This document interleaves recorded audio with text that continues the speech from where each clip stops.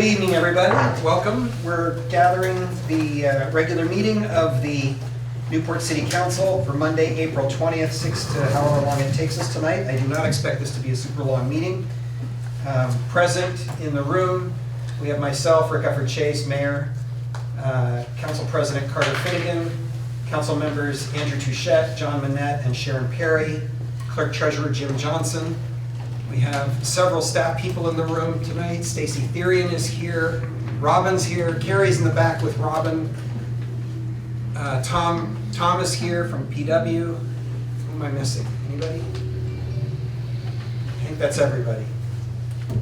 And we have Chip Stearns with us from NEMRIC to do a financial report tonight. So the second item on the agenda is additions and deletions. Carter? Yes, I would like to add the NEMRIC contract, reviewing the NEMRIC contract with specifically Chip Stearns, because I think our original contract is going to be done at the end of this month, and we'd like to renew, or at least have a conversation with the rest of the council. Okay, so let's add that following the review of finances, shall we? Yeah, I think it's a good job. Okay. Council members, you okay with that?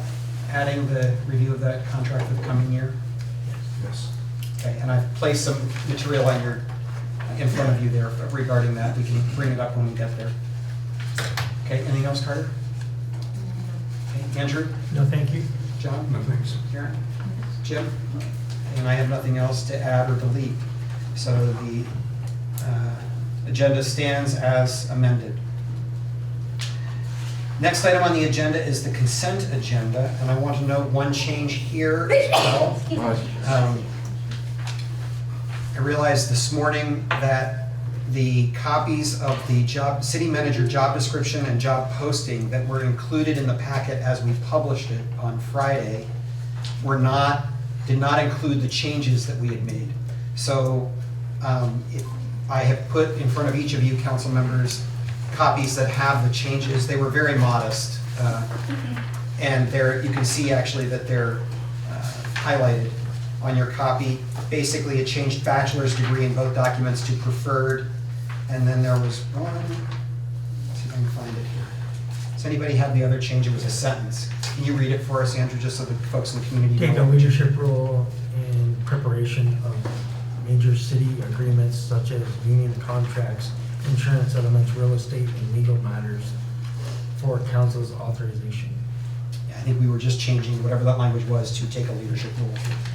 Those are, I think, the only changes in it. So I just wanted you to know before we vote on the consent agenda that the version that you have in front of you at your table is what Jim has now included in the packet. So that's what we published. Any questions or concerns about that or anything else in the consent agenda? No, these changes reflect what I recall from. Go ahead. Because I was interested in that, and when I looked, I noticed that the older version was there. I went back and at 52 minutes on the April 9th tape, you say at that point that we should change that sentence, including the leadership role, to the city manager prepares and advises the mayor and council on major city agreements such as, and then there was the union contract, et cetera, et cetera. But a leadership role was taken out. So I think you might want to hear it yourselves and see if my interpretation of what I heard is correct. But I'd ask you to make sure that we will agree on what it says. So can you just repeat that sentence? Because I think it sounds pretty darn close to what we just agreed to, but let's go ahead and just read it to us again. So there wasn't anything about take a leadership role anymore. You said, the city manager prepares and advises the mayor and council on major city agreements such as union contracts, insurance settlements, real estate, and legal matters.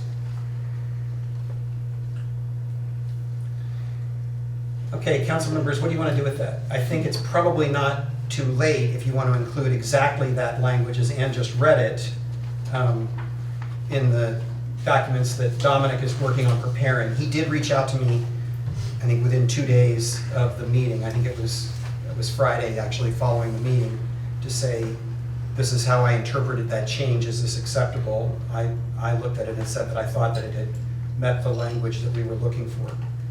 So it's up to you all whether you want to, I think what we're doing tonight is effectively affirming whatever language we want to affirm here.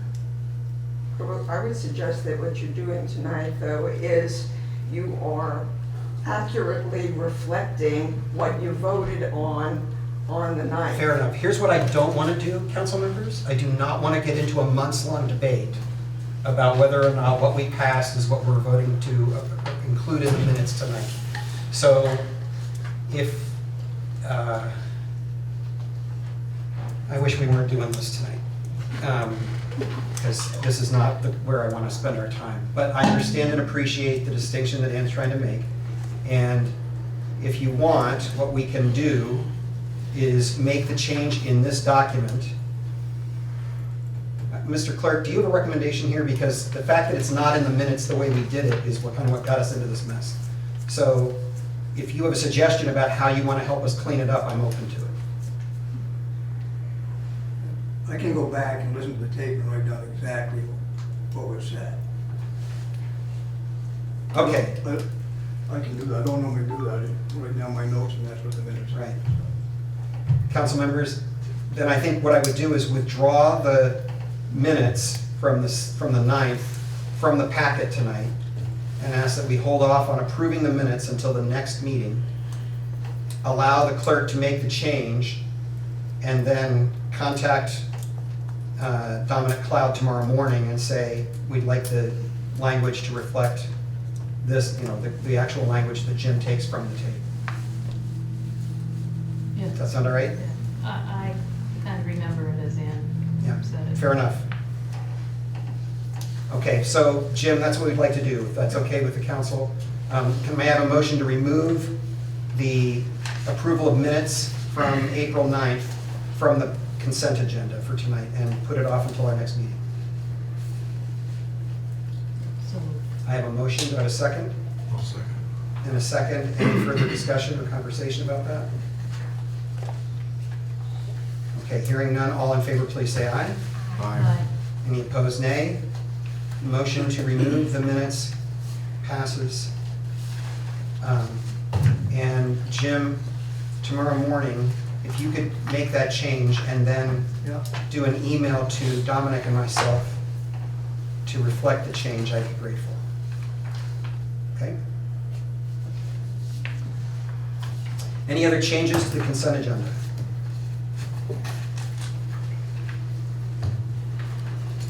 Hearing none, do I have a motion to approve the rest of the consent agenda as presented? So moved. Got a motion from John, second from Carter. Any further conversation, questions about this? Hearing none, all in favor, please say aye. Aye. Any opposed, nay. The motion carries. Thank you. I think that's the cleanest way to do it. Thank you, Andrew. I noticed it this morning too, right away. Okay, next item on the agenda is fun.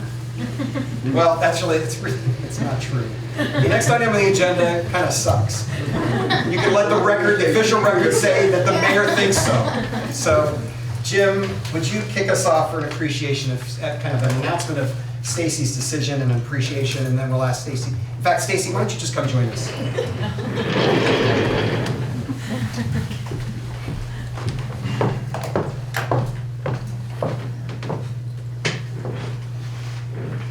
So, in case everybody in the room doesn't know, Stacy's retiring Friday of this week, it's her last day. So, congratulations. yeah. So Stacy's been here exactly 20 years, 6 months, and 19 days. And that is 7,501 days she worked downstairs. Stacy's been a great co-worker and a friend. We've had a really good relationship, working relationship for 20 and a half years. I'm happy for you, your retirement. I'm sad for us, particularly Robin and I, and all the other employees and the staff.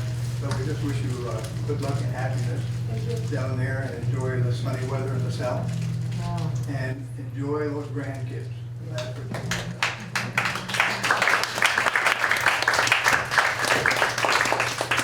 So when Stacy let us know 2 weeks ago, my immediate reaction was, yeah, I hate this. So do I. And I'm thrilled for you.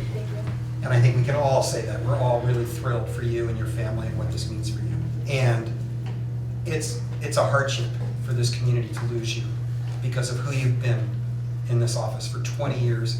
I can speak to the last 2 years, and particularly to the last year, and say that I really don't quite know how we would have survived without you for this last year. I suppose we're going to figure that out, aren't we, probably, Jim? So We have no choice now. So Stacy, from all of us, we want to say thank you. And you've been skulking around in the background for 2 weeks. Oh, wow. So we wanted something that wouldn't get stuck in a back corner or the last drawer of your dresser. And we thought this might make it just obvious enough that we expect to be remembered in your next home. So thank you for many years of dedication and service from 2005 to 2026 at Stacy Therian. And we've all the council members and department heads have signed it on the back. Nice. That is very nice. I just can't say enough about how grateful we are. We all had a long conversation about what Stacy could bear for a public goodbye, and we agreed to keep it as minimal as possible. But council members, if anybody else would like to add anything, this is your moment. Have so much fun, and thank you, thank you, thank you. Thank you. Yes, thank you very much for all you've done. Yeah, and it's not just in the city capacity that we're going to miss you. Everybody in my business and my day job that deals with you regularly is going to miss you and your expertise and information as well. I just want to say thank all of you, thank all of you.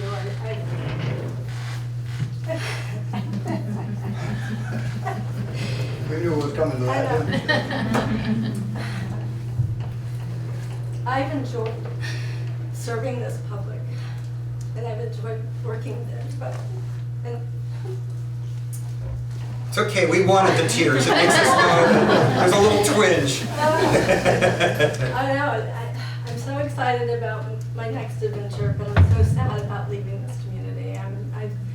I've loved every bit of it, and I've enjoyed serving everybody and working with everybody in the relationships that I've created through the years. And I'm looking forward to the next adventure, and I wish all of you great success too. And just thank you so much for the appreciation and the well wishes.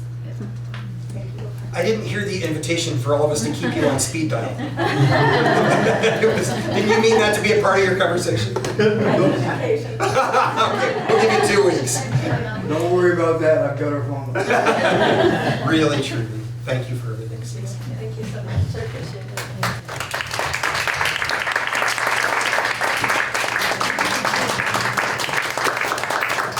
Let's do a picture. Maybe Stacey, stand next to Jim, and let's get a picture with everyone, shall we? Yeah, Kitty's got a phone sheet. Here, squeeze that way a little bit. Hey, Robin, you should come down. That's a great idea, yes, please.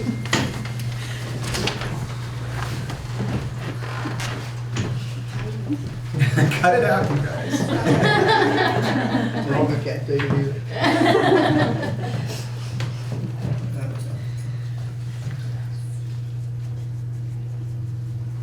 Thank you, Katie.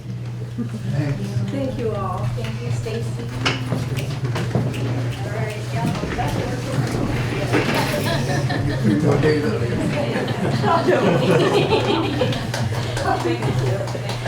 Thank you.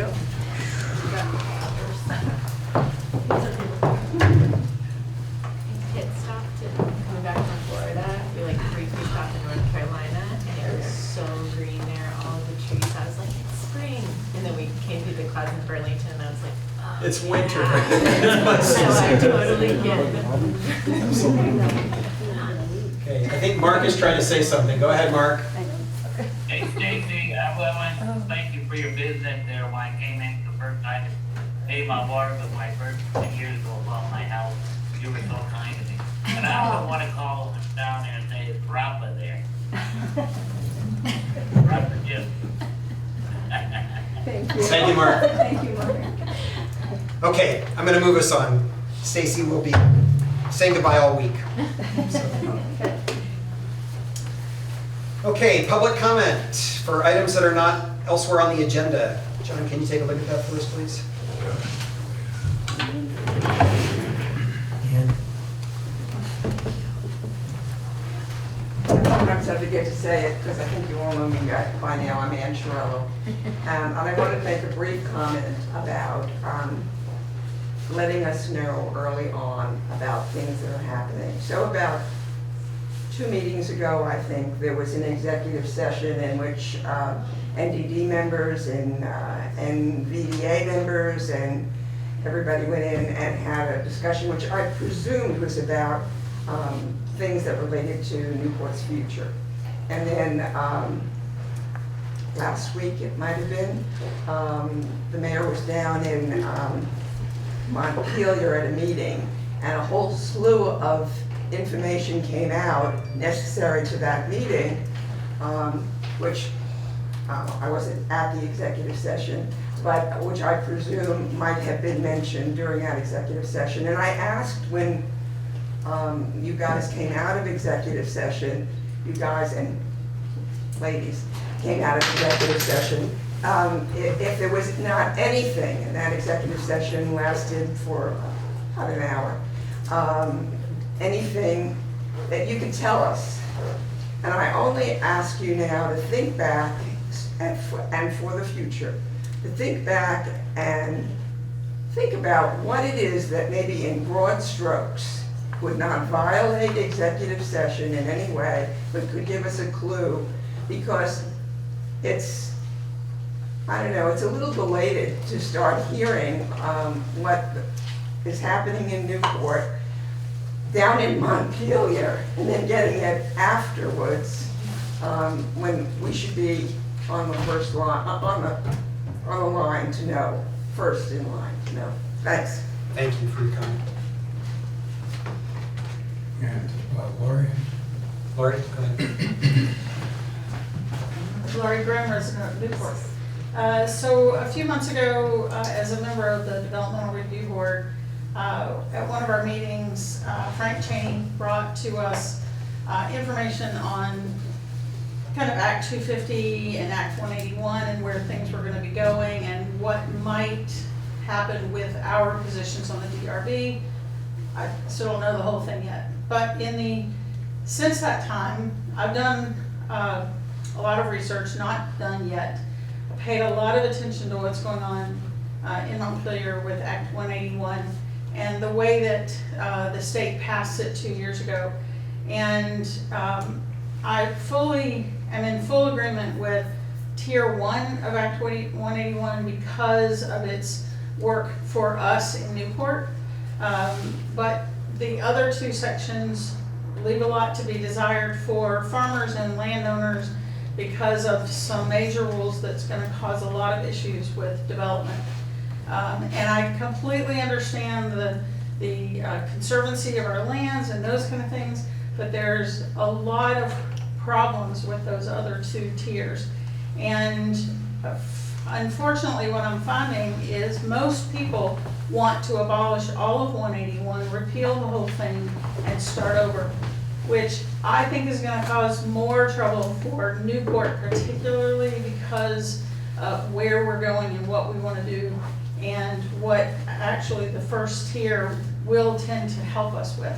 So I'm just asking the council, I'm continuing to do research, I know Frank has some research done, that if we could move towards some way of, some kind of comment from the city and the council on how we feel about this thing and where we can go. I know that a lot of communities are writing into the legislature.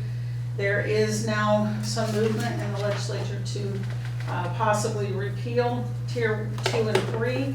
Russell Ingalls is all over it, our senator is all over this and knows what's going on. And I'm just really here to encourage you as a council and our city to take a stand and move forward with that. Thank you for your comments. Anyone else signed up? Okay.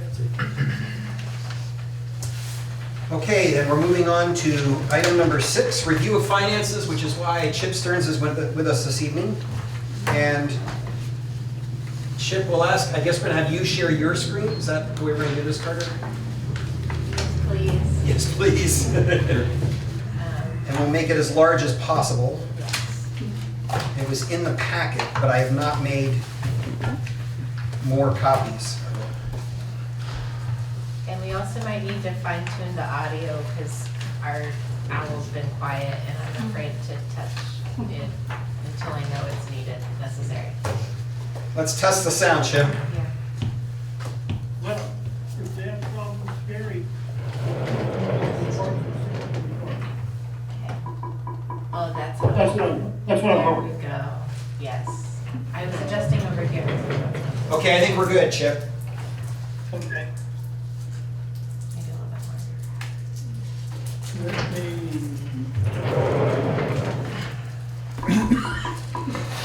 Should I do it?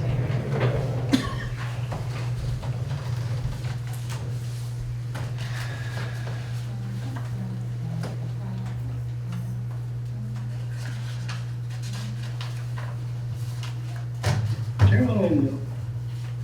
And council members, as Chip goes through, I'll invite you to stop him when you have questions. Don't wait till the end, okay?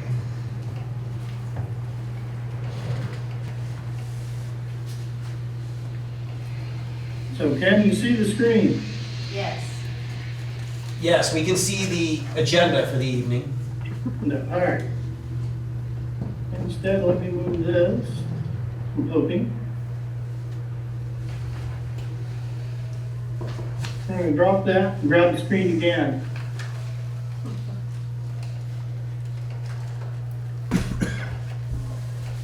I can find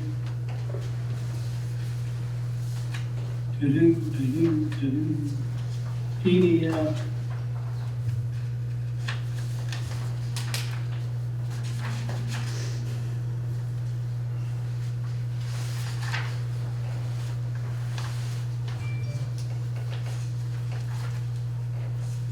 I'm still on.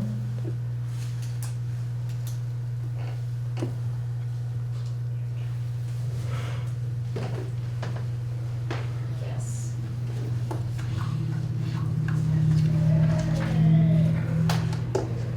Too big. There we go. No, that's looking good. Okay. Council members, I know it's gonna be hard for everybody else, but can you all see the screen? And if you look in your packet, you'll have to tip your head like a dog of curiosity in order to read it. It's kind of perfect. Anyone else who'd like to move forward, you are welcome to see the screen better. Go ahead, Chip. So we always start with the inter-fund account balances, then our cash-oriented, how much money is held typically by the general fund checkbook on behalf of other funds. If it's a negative number, that means it is money that is owed back to the general fund, with the exception of the general fund, it should always be in the negative.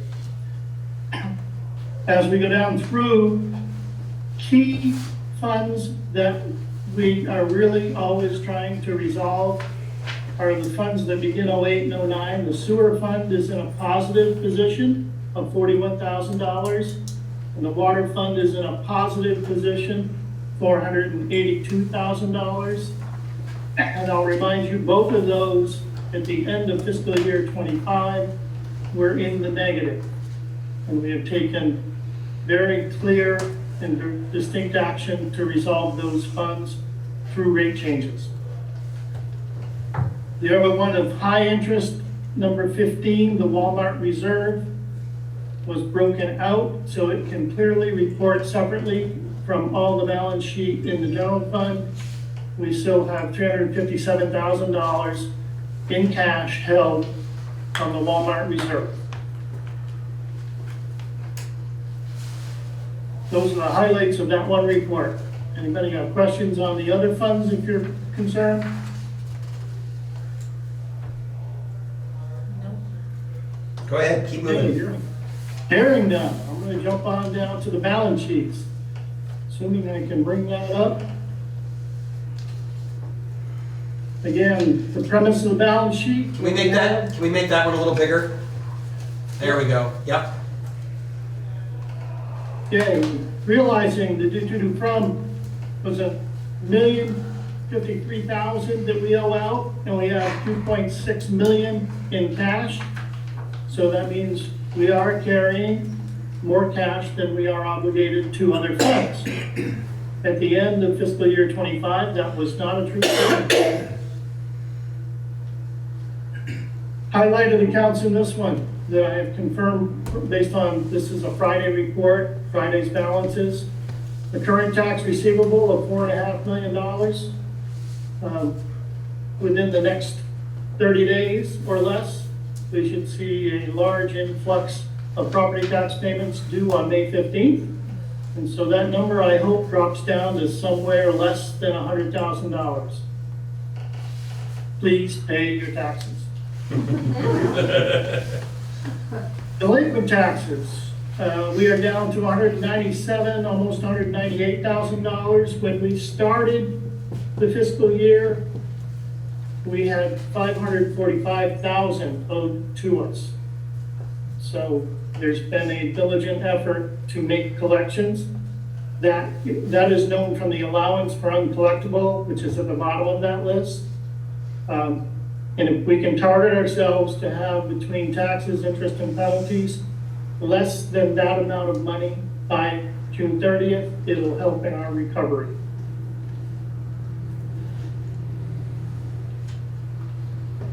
Other highlights in this, I'm going to scroll it up. Whoop.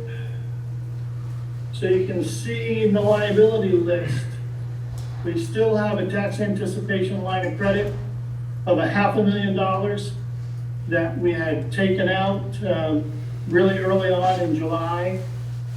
We began to borrow money just for our cash flow, and we have reduced it down, and probably a couple days after our tax collection, we will pay off this tax anticipation note and not be in such a crunch that we were June 30th of 2025, when we had to come up with $1.8 million. We have resolved that cash flow problem through intentional borrowing that was voted on August 12th.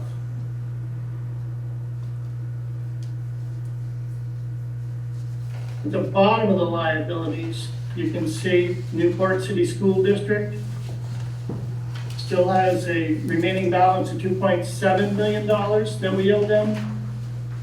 Educational payments are made within 20 days after the due date. You have 2 due dates, and the second one hasn't gone by.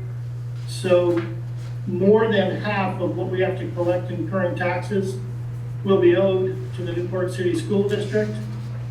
I learned today that the final cash flows for 26 will be out on April 30th.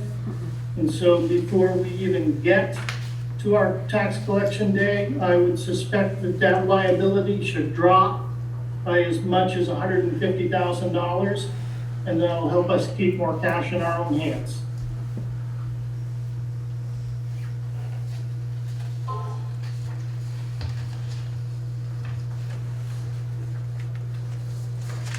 Bottom of the general fund. We started the year with $123,000 of fund balance. Our current year fund balance is a surplus of 2.71, primarily generated by the borrowing of 1.3 million for deficit recovery, and the borrowing, which we immediately spent for a fire truck, $875,000. These numbers will change during the audit process. Next fund.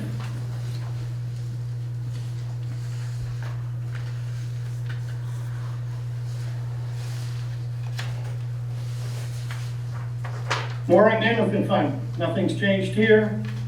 Suspecting that we may have some mooring sales, if you will, that will take place maybe in May, maybe in June, to hopefully get this to where it recovers its deficit. But if not, then by June 30, we may want to take action to resolve this fund so it's not in deficit.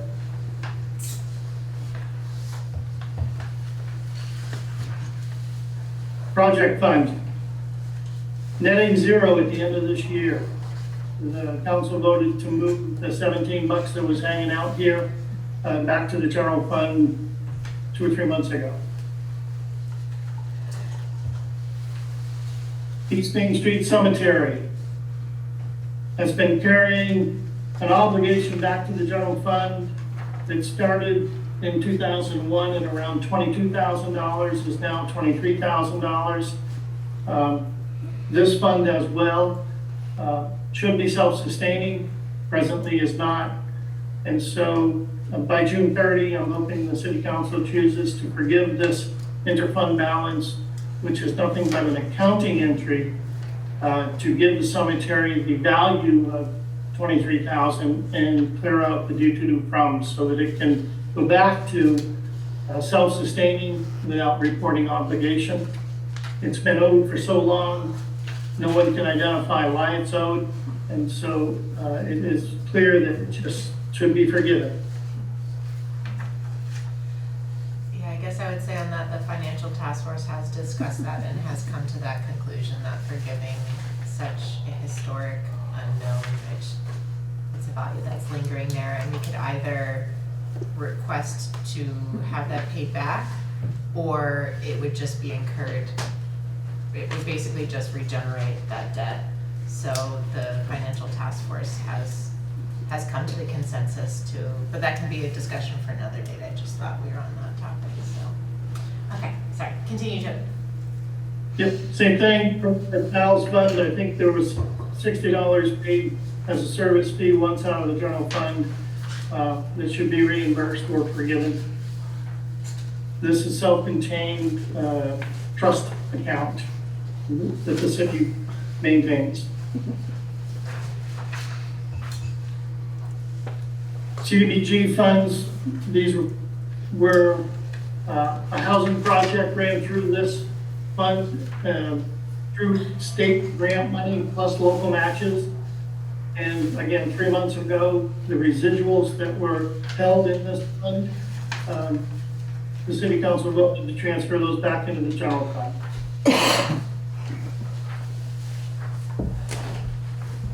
So Chip, just to make clear, my understanding is that after this fiscal year, these zeroed funds will no longer show in our reports, correct? Yes, we can make it so they no longer show because there's zero balances. Okay. Public safety funds at the top. Those are physical bank accounts that are held and under the control of the police chief relative to federal government funds that are awarded and have to be administered and expensed according to their rules. And there was and has been contributions to the public safety funds that have not yet been moved into these self-contained accounts. And that's because the money basically comes in and moves back out. And by year end, we should clear up the due to from by actually moving cash.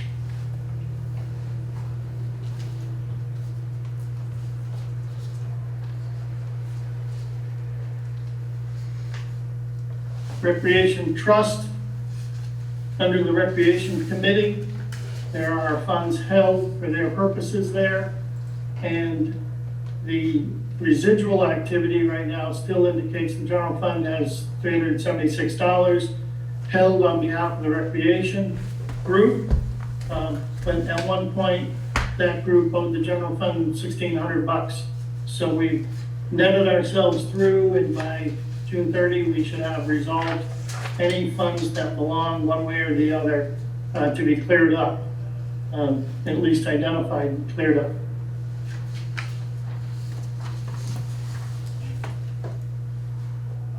big ticket one, sewer fund. I can confirm the receivables at the top do match the customer listing. We have not done the year-end fixed asset adjustments for accumulated depreciation yet. This fund also in the liability group now shows our notes payable to the PSB. Near the bottom of the page where it says 25 PSB deficit 10-year note. We've already made payments on that. That was part of the August 12th public vote.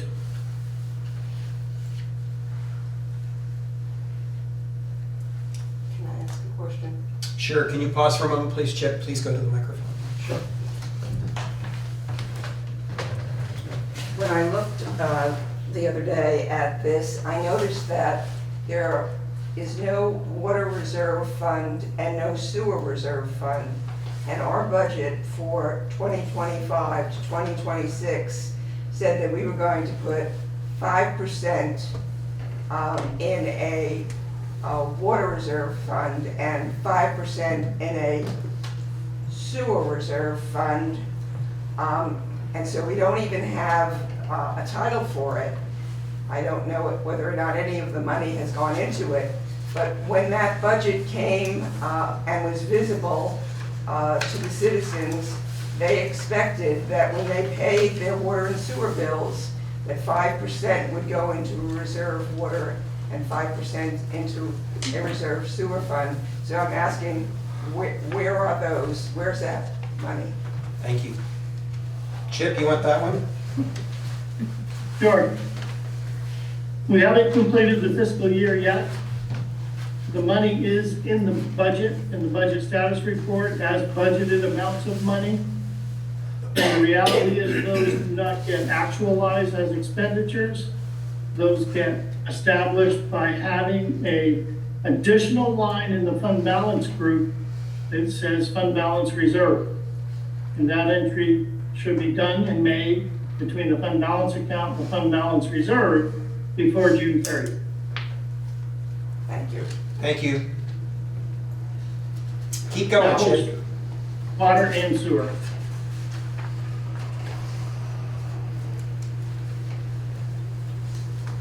And we're looking good in the sewer fund, 225,000 current year revenues exceeding expenditures. This is pre-audit and pre-depreciation. All of our debt payments are still showing as expenditures and not reductions in liability for the principal. Again, audit numbers will change that.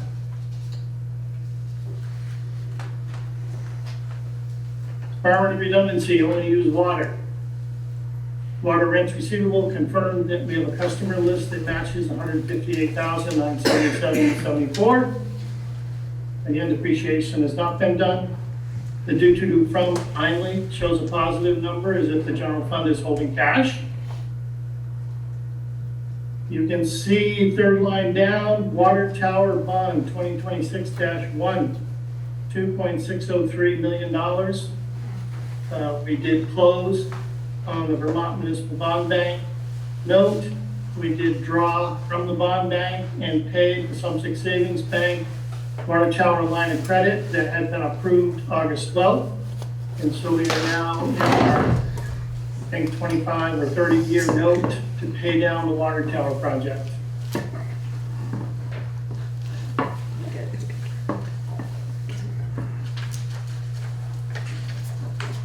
Same comment for the fund balance. There will be an additional line for the reserve fund balance to book whatever the budgeted number was that couldn't get spent for the 5% reserve Ann was asking about. In the water fund, the current year fund balance as listed on the bottom of the screen is a negative $294,000. That number will swing drastically during the accrual process for the fixed assets because the water tower still had expenditures in this year that will be capitalized before June 30th.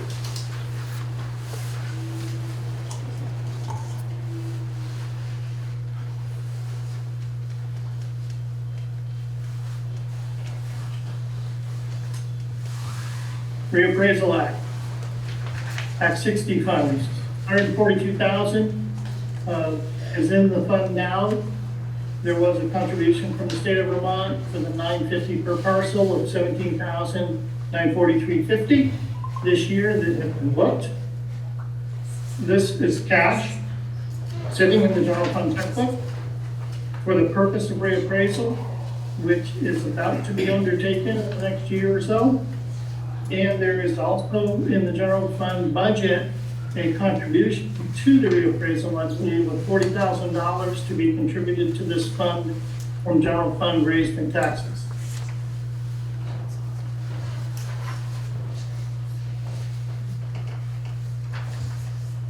Highway Equipment Fund, new fund established before June 30. Whatever is left from highway equipment capital purchasing in the general fund budget is meant to be transferred into this fund to be held as reserve.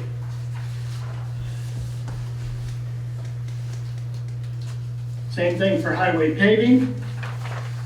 Anything left over in the general fund for paving that was to be capital purchased will be moved over here to be held for paving in the future. Police equipment. Same concept, anything that would be purchased capital for police equipment that was not spent is meant to be moved into this police equipment reserve.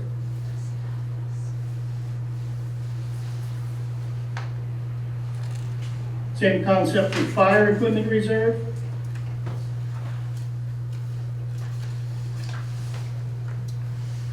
This is the Walmart reserve. And we have, this year, to date, net, we have spent $32,000 out of the Walmart reserve.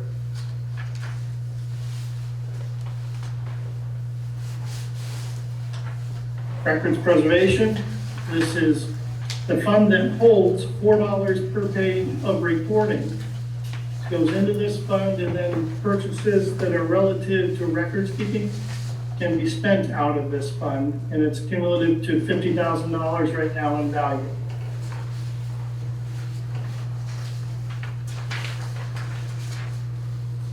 And this was a fund we just added within the last couple months, the Glen Road Sand Pit Escrow. So this has existed for a number of years, and for the first time it's now being shown in the financial picture. Money set aside in an account with the city's federal ID number that is for the Glen Road Sand Pit reclamation, should it ever need to happen. That's the end of the balance sheets. Let's just pause there for a second. Council members, any questions or comments before we move on to the year-to-date budget status report? Glad to see a new piano, and I'll be excited when those other zeros go away. That's all I gotta say. It's getting clearer. Yeah. Members of the community, anybody have a comment or question on the balance sheets before we move on? Mark has his hand Go ahead, Mark. Skip, the fire truck gonna be paid off this year, or how many more years we got? No, we have 9 more payments. It's gonna take 9 more years to pay it off. Okay, I just wanna check. And is my water bill gonna go down or gonna go up? Depends on how often you shower, Mark.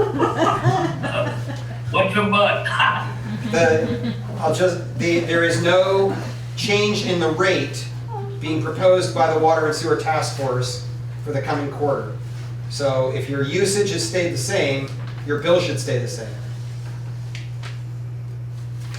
Any other questions?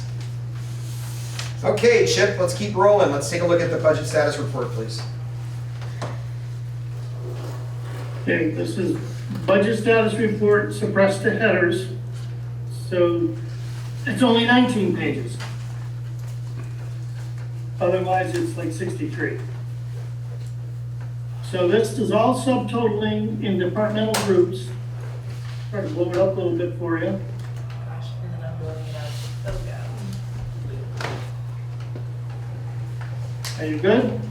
We're great. Yes. All right. So, taxes. based on an accrual method of recording, this is the total amount of taxes that were budgeted for the city only, and the actual, after we adjust out what was told to us that had to be paid by, to the school.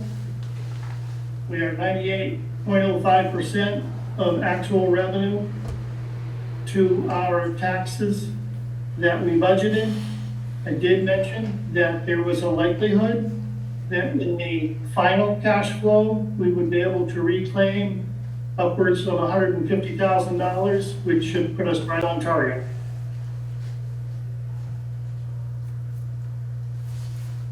Highlight item, which is the 5th line down.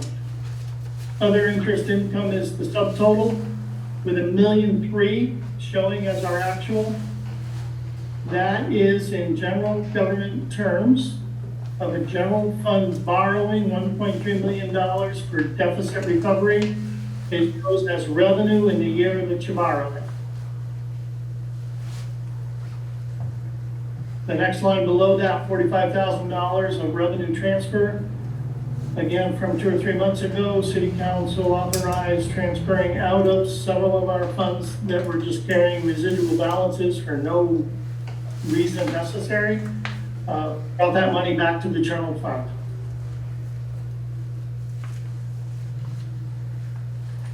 Two lines down from there, fire department income, $934,000. Again, general fund borrowed, which is really a lease for the fire truck, $865,000, $868,000, one of those numbers. And that's why that's reflected in the revenue stream for the fire department. When we get to the expenditures, you'll see they're over budget there. Street department income exceeds its budget because of grant revenue that has come in.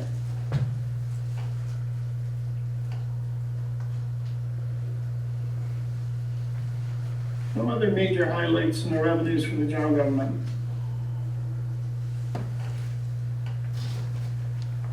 Scrolling up till you can see where our expenditures begin.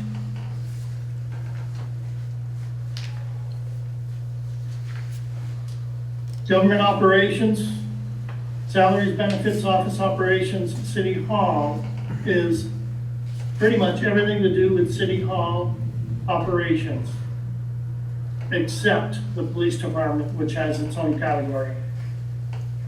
We are well beyond 66% of the year, and we're only at 66% of the budget.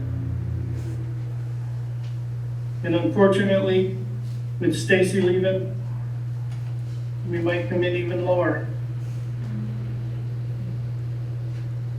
Public safety, the odd.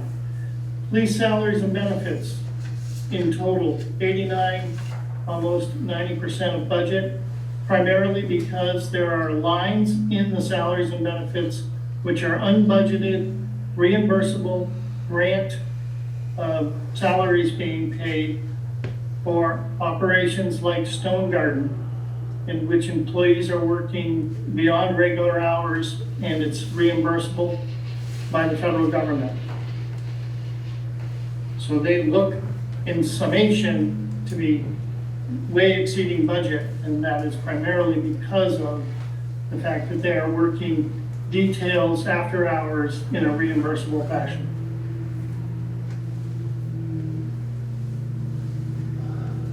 I'll just add to that, Chip, if I may, that Carrie and Carter and I have had pretty extensive conversation with the chief, and he's watching this really closely and is pretty convinced that this will in fact equal out as we receive the reimbursements.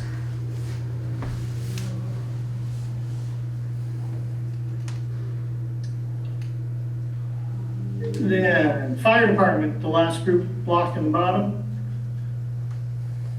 As well, I think on operations that we've had, when you're looking at the totals, we've had an influx of new recruits in which turnout gear per person is like $2,000 or more. And we've had more than, I think, 20 new department recruits that have shown up and taking classes and needed to be outfitted. I think that's our primary driver for this budget.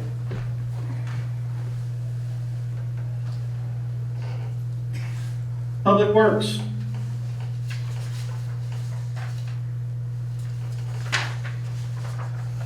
We are looking at 80% of overall budget.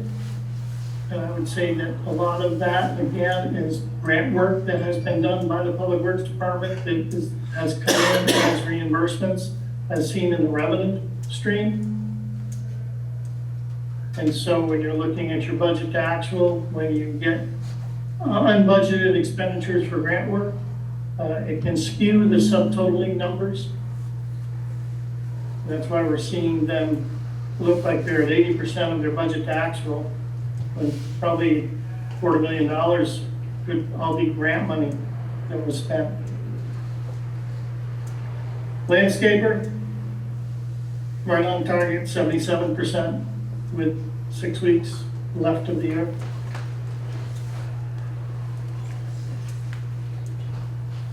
Recreation is always high in the first half of the year, settles during the winter, and then the month of May and June picks up slightly. And so it's not surprising with the percentages those are at. They are going to be gearing up because as far as I know, Prouty Beach is not crowded with people today.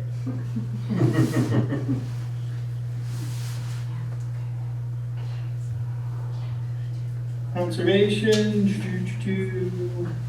health and welfare. The big nut down here is in debt service.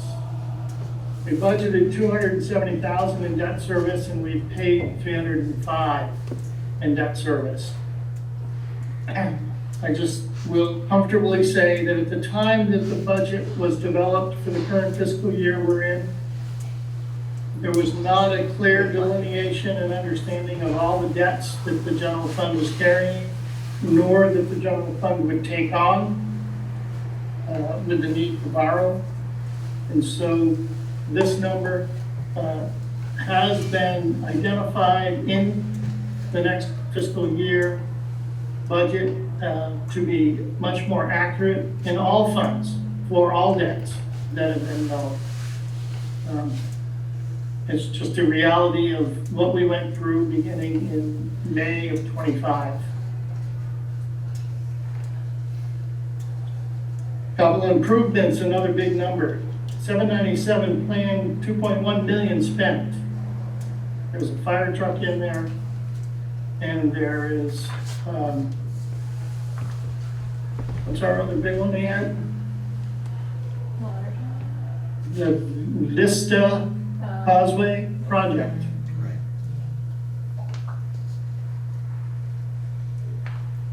And then after our second installment of taxes, the appropriations budget should be made whole. We don't pay any appropriations until after we've collected, in theory, all of our taxes.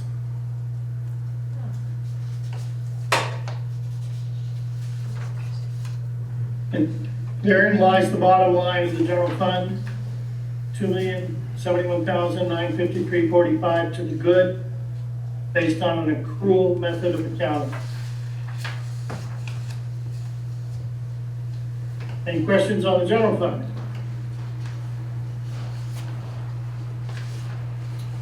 Nope. Hearing none. Keep going. The next ones will be very quick until we get to sewer.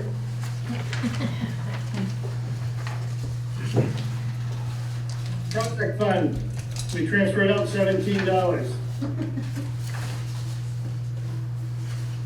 East Main Street, brought in 7 and we spent 9.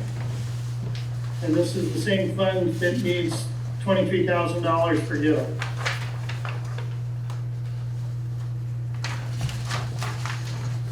Burley S. Niles, brought in 6, spent 2. We need more of those.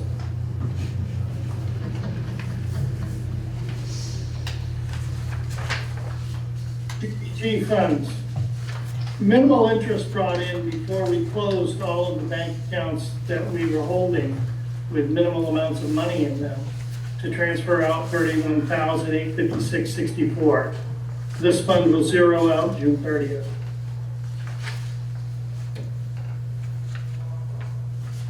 Public safety funds, same thing, minimal interest coming in, and we transferred out $13,128.61 as there was residual cash held over here when we were trying to do more accounting by banking that only created more bank accounts.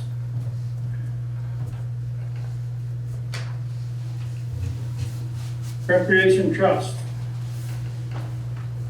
brought in 32, has only spent 520. They have gained 2769 in total for the year. Again, we're looking at suppressed detail, so what they spent it on is in detail lines contained within there. That's the rec committee. Sewer fund, again, suppressed to headers. You can see that there is a budget that didn't balance by $8,000 that was presented in the annual report.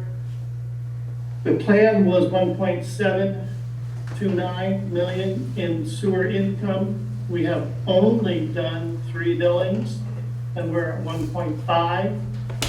And again, that's primarily because the Water Sewer Task Force in Revelation decided and recommended to the City Council to increase the rates, which happened twice this year. And we have yet another billing to go on. And part of that is also to try to deal with deficit recovery.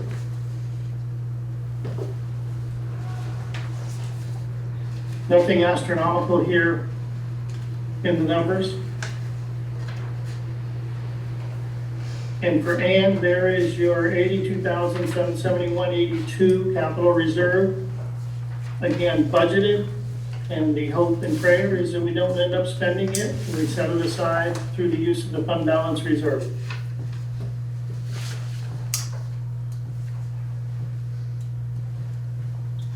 Water, much like the same condition. The budget, in this case, the water fund budgeted 5,000 more in revenue than it did in expenditures. And we've only had 3 billings and we've met our obligation of our water income. However, water was in debt to the general fund, and so the rates again here got raised.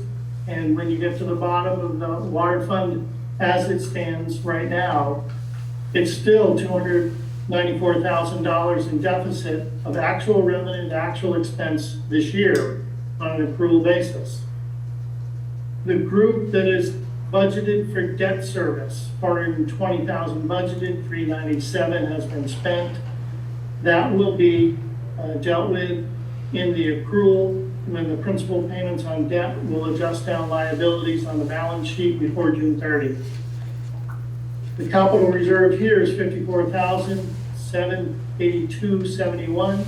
Again, a fund balance adjustment done before June 30.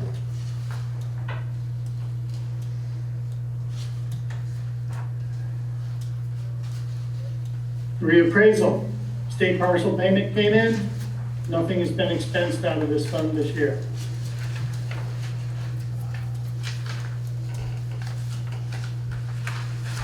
Highway equipment, nothing has been transferred in yet. By June 30, we're hoping that there is DPW equipment not purchased, but raised in taxes to be set aside. Same thing here in paving.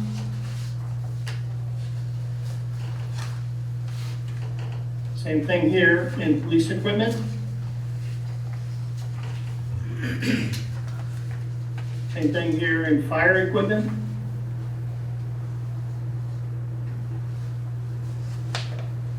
Walmart Reserve. We had an economic development grant, 45 grand. Prior to closing the Walmart actual bank account, we had earned some interest. And then there's been expenditures of $77,000. 45 of it was grant. The rest of it was from the reserve itself.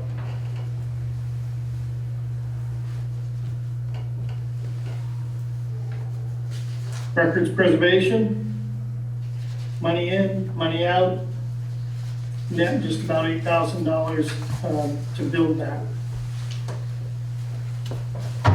And our last fund, just interest earned on a separate bank account for the Glen Road sand pit escrow. So as a reminder, in the 24 process of reporting, the city lived through reporting in spreadsheets. In 25, it was reduced down to reserves established on balance sheets, and in 26, we have broken out those funds to be self-reporting, self-contained. That didn't mean that we opened bank accounts. In fact, we closed bank accounts and made the accounting to the reporting of balances to be held for purpose.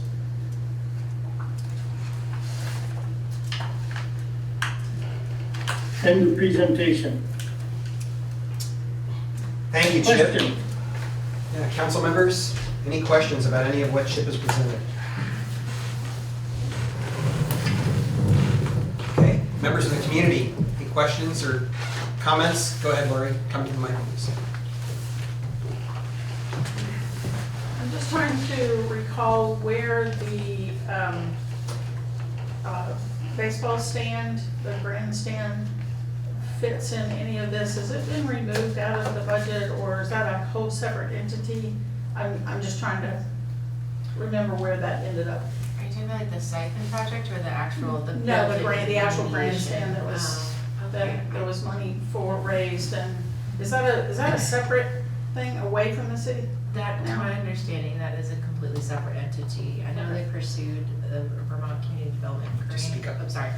I know that they, that entity, is it Friends of the Bandstand? Does anybody know the name?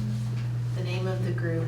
It's separate from. But it is separate from From the city, and I know that Okay. they went for a Vermont Community Development Block Grant, but the city has not paid or helped to match that or anything. I think right now they're still in like a investigation phase of. Yeah, I can give a quick update on that, actually. Carter's correct, that money is in a fund that was started for the fund's development outside of the city. The city was eventually asked to become a fiscal oversight body on that project. There have been two major commitments made. One was, I believe, from the Preservation Trust of Vermont for $100,000, and the other was for a $500,000, what used to be called federal earmark, is now called congressionally directed spending, which would, I know the $500,000 has not come through. In the meantime, what we discovered was as soon as we opened the door for the federally directed spending, it opened a whole world of questions around brownfields and EPA, of course. And so Frank and I have been meeting close to monthly with the folks on that committee for the last year. It started about April last year, actually. And eventually, we applied for, that group applied for and received funding through NVDA because they have special money available to do EPA brownfields phase 1 and 2 investigations. And so the phase 1 has been done at their expense, that is NVDA's expense, using federal money that came through USDA. And then phase 2, I believe, is now beginning. We're in the process of doing that right now. And we just keep saying, we're just going to keep on stepping through until we find out what we're really dealing with here in terms of the long-term obligation, at which point, obviously, there have to be some decisions made about whether or not the entire project is viable. A lot's going to depend on what it costs. And it involves, there are also a significant number of engineering studies that have to be done around the reality that the building is on a particular kind of foundation that sits basically above ground. It's only embedded in the ground a very little amount. It's in an area that, in theory at least, is considered area that could flood. Like, there are a lot of big questions on this. And so we just keep month after month meeting with the guys, we call them the grandstand boys, and having conversations about what might come next. And our mode of operation has been, we just keep taking the next steps to see where it leads us. It's a great question. Is this a committee sanctioned by the city council? It's actually an independent 501c3 corporation. Beautiful. Yes, that then asked for help from the city when all of a sudden it became evident that there was going to need to be a lot of oversight and direction. So we're trying to keep as close as we can on this and bring everybody along. More to come. I expect that we'll begin to hear a lot more about this in the next couple of months, because we are now in fact beginning to get reports back, and we will absolutely want to be reporting to the community as that 501c3 makes decisions about what they want to do next, and it will have implications for everybody. So to date, the best of my knowledge, Jim, correct me if you think I'm wrong, there's been no spending by the city other than staff time on this project. Any expenditure has been paid for out of the money raised by the committee. Right. There was a match, actually, for the NVDA, and that came out of the 501c3 funds that they had raised. It's a great question. Any other questions? Okay, hearing none. Chip, I think we want to keep you around for the next item that we've added to the agenda, if that's all right, and then we'll release you, okay? So y'all have copies of the bulk time purchase agreement, maybe poorly made. Was this added to minutes, or this will be, or sorry, this wasn't in the packet, but it will be in the minutes? Correct, it was not in the packet. So let me just give a little bit of background. Yeah. A week ago, it occurred to me that it was about this time last year that we had signed a contract with NEMRIC to do financial consulting for us. And that's when our relationship began with Chip. So I wrote to Chip and said, can you remind me, because I didn't have it at my fingertips as I was traveling, where we are in this process. And I think that agreement either came to an end this week or is coming to an end next week. So Chip wrote back and offered a new contract that I don't think changes any of the terms from last year. Is that correct, Chip? It does not. So the contract, just to remind folks who may, or to inform folks who may not have been here a year ago, the contract that we agreed to a year ago was that NEMRIC was agreeing to offer, at that time, Chip services at a reduced hourly rate of $110. Their normal rate of billing is $145. It included both on-site and off-site work, and we agreed a year ago to purchase a minimum of 96 hours. Oh, were we naive? In the coming year. And so basically, we're asking us to sign this, and then we would be billed at the rate, in addition to those 96 hours, for every hour that we went over 96, that $110 rate. We've been doing that all year. I asked Carrie today to give us a quick estimate on what we've spent. So just so everybody knows, our total at the moment comes to $40,375.50, though there's one bill in there that Carrie was a little unsure for $1,000 or $2,000. She's still trying to sort out, but it's close to 40 grand. Some of that happened in last year's budget, not this year, in last year's operation, not this year. Of that $40,000, only $6,380,000 has been spent since the first of this year.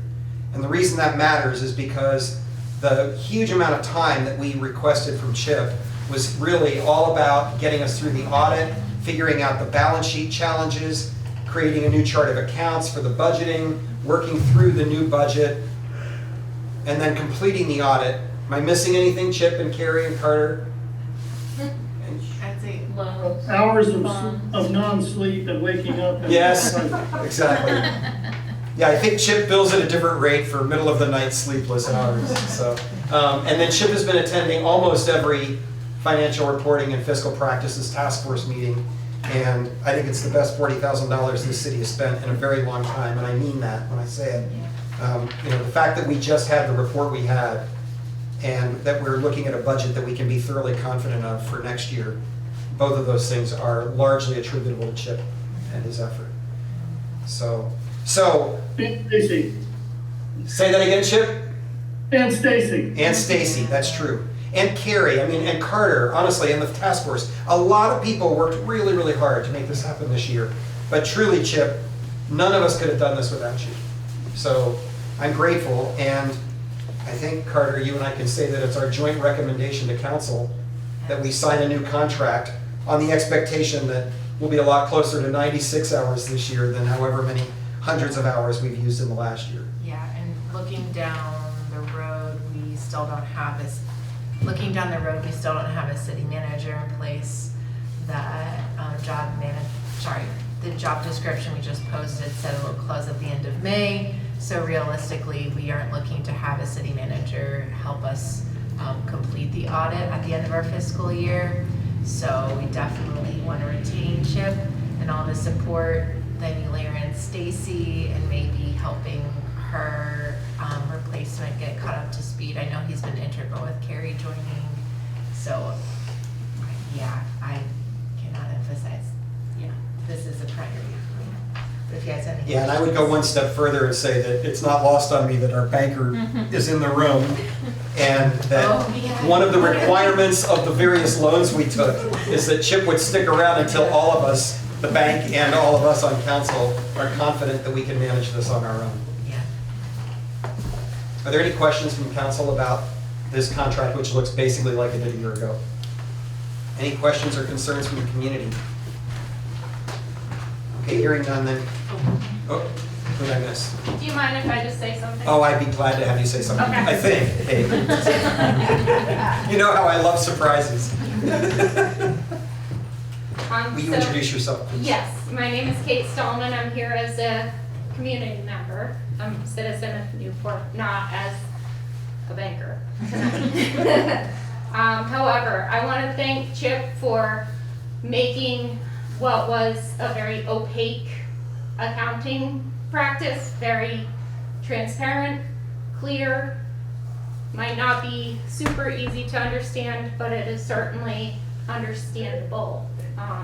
And if that was not the case, so just personally, I would recommend that the council vote in favor of retaining Nemrick. Thank you. Council members, any other questions?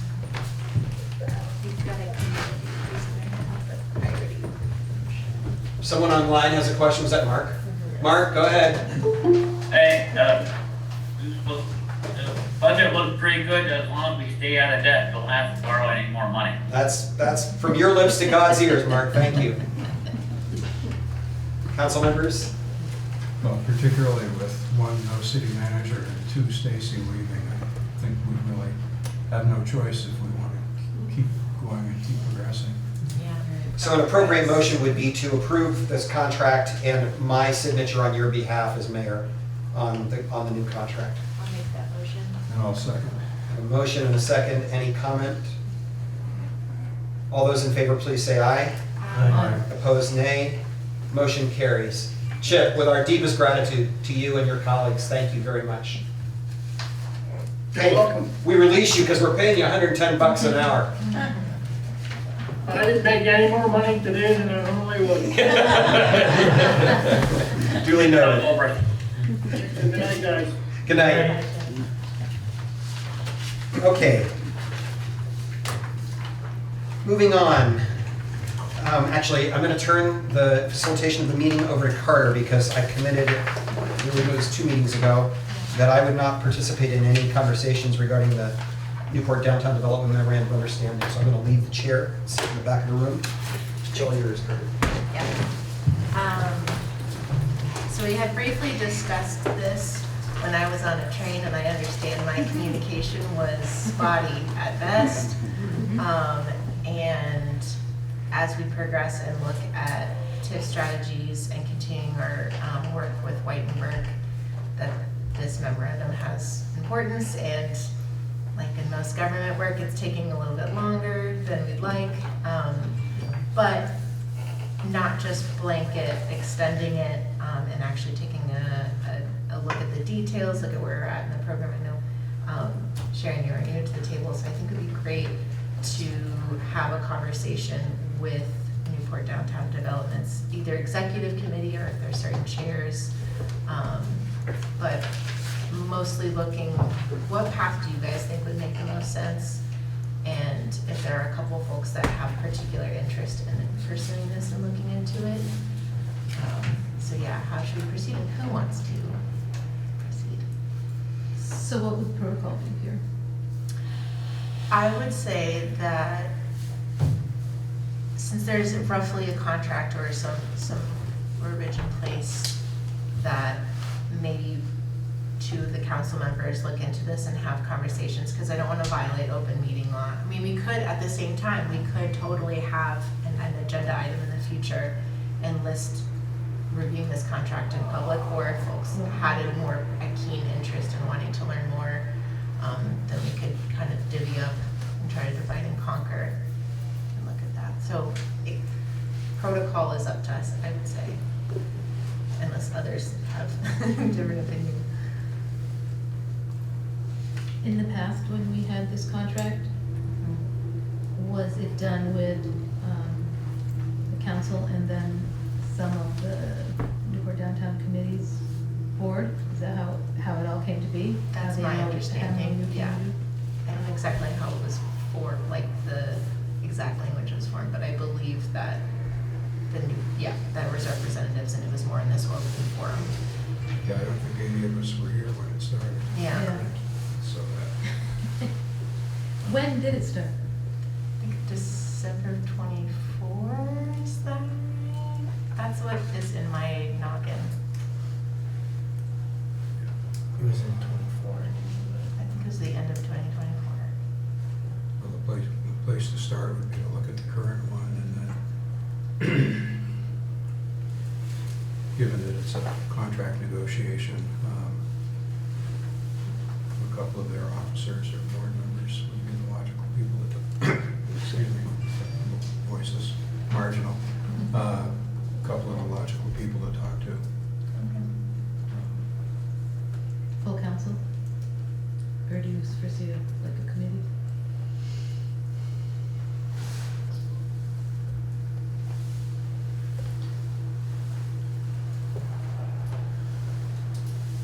I think that we should reach out to downtown development to see if there's anything they would like to see changed in their current contract, and then bring it to us, and then we can review it. I think that maybe a couple of us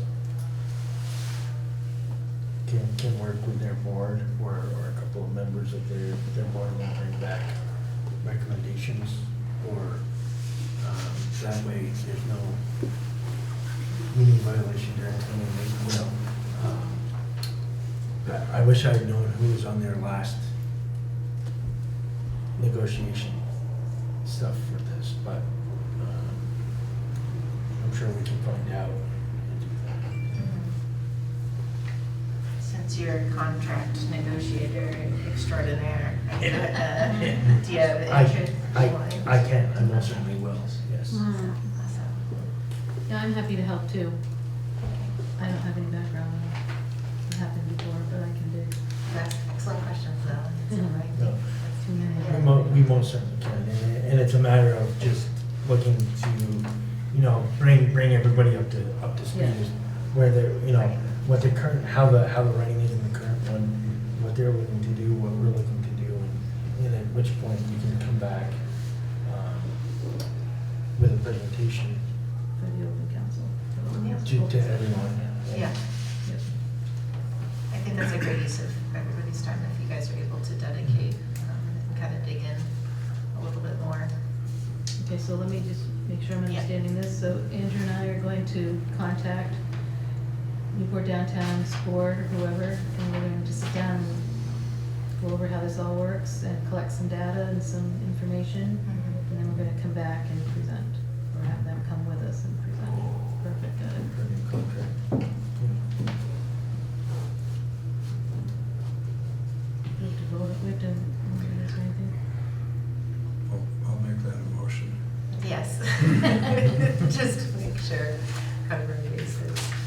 Yeah. I'll second it.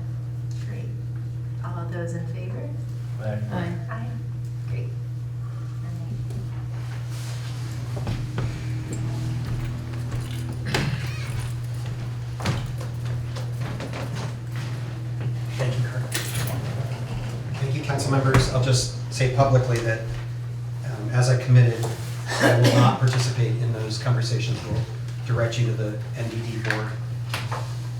So. Okay, we're up to item number 8. So, someone pointed out at our meeting, I think 2 meetings ago, that there had been an action by council.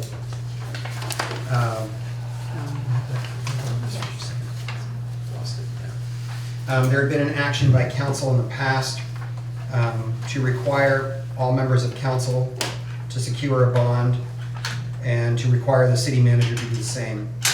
Carrie went searching and found that action. Council members, it was taken on March 1st, 2024.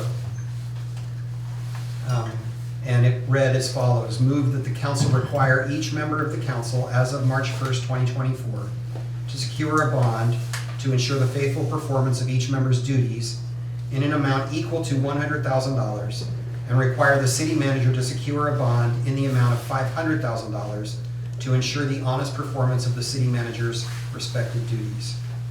So I'll just remind the council and let folks in the room know that the actions taken to date by the council were to meet the letter of the law in the charter and require a nominal bond for 3 positions: Jim's clerk treasurer position, Tom Bernier's position as director of public works, and who am I missing? And Frank, yes, Frank Cheney's position as collector of delinquent taxes. And I think I can report, Carrie, that that's all been done now, is that right? So all 3 of those have been done. So we wanted to make sure we went back and took action to change this directive of the council from 2024. So that's your background. I think it is, I'll just say, it is specified in the charter that the city manager will also be bonded. And we didn't take any action on that because the position is vacant. So either we take action tonight on that, or you agree tonight to put that one off and take action only on what you all want to do as council members, to kind of formally state the decision that I think you've already made. Well, I'll make a motion that any requirement that council members obtain bonds be rescinded, given that the charter has no such requirement, and there's no such requirement in state law. That's my justification for it, but the motion is that any requirement that council members be bonded, council members and the mayor be bonded, be rescinded. Okay, I have a motion. Do I have a second? Second. And Sharon with a second. And I'll ask you all first if you have any comment before we vote or questions. No, I will support this motion because we are adequately covered under passives insurance. I've just been getting so many emails from VLCT recently on this specific topic. It's like they're listening in. But yeah, I feel very secure with that as our kind of risk and protection. Yeah. I can't see why we would want to pay more for what we already have through VLCC. Thank you. And that's what they stated the last meeting. Okay. So, Community residents, any comment or question before we move on? Seeing none, anybody online? Okay, council members, we have a motion and a second. All those in favor, please say aye. Aye. Any opposed, nay? The motion carries. And I'll just note, maybe for Jim and Carrie's, a request to Jim and Carrie, that you will help us to come back and take one more action regarding bonding at the point when we appoint a city manager. So we just don't lose that in the process. And council members, I'll ask you all to help us remember that as well. Okay. Great, thank you. Okay, next item on the agenda is the aborted report from a fast-moving train in Florida. Yeah, back So to- Carter, we'll hand it over to you. Yeah. So first, apologies on my connection and the communication breakdown. I have a thank you to Teresa for coming and then also being able to speak to this topic when I literally could not. And today I just kind of wanted to take a big picture, at the same time big picture, but then try to focus in on small picture, what's happening in our community, because this topic is important and serious, but there's a lot of ways to come at it, and I want to know what y'all think will be the most impactful way to preserve water quality. We have, none of us take our lake for granted, and there's many things to consider as what we can do on that as a municipality. So I shared a couple things with the council members, and I'm going to share this with Jen to include in the minutes. These are two other resolutions that have been shared with me, one within the last 24 hours, and then another draft that I think Rick you shared this one with me, but I don't know where it came from, and it's just part of a conversation. So tonight I just want to reiterate, I don't have a draft resolution in exact language. I just wanted to talk about this and see where we were at before I went and talked to attorney's hours through BLCT or spent more hours researching this and trying to find the perfect words if you guys are saying, no, we're just not even interested. So mainly, I'm gonna make sure that Jim gets those, so folks can see those in the minutes. And I also have a slideshow, but just to try to give context and background.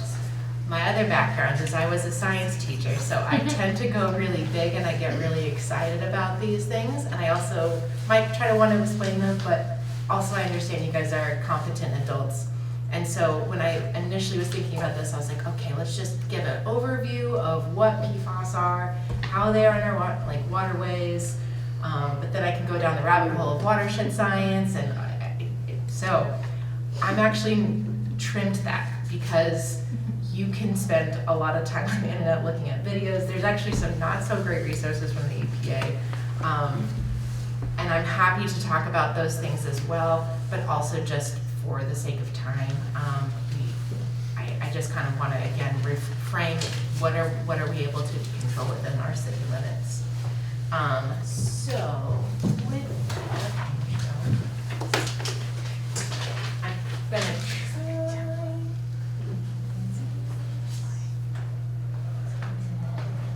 Oh wait, I forgot I shared.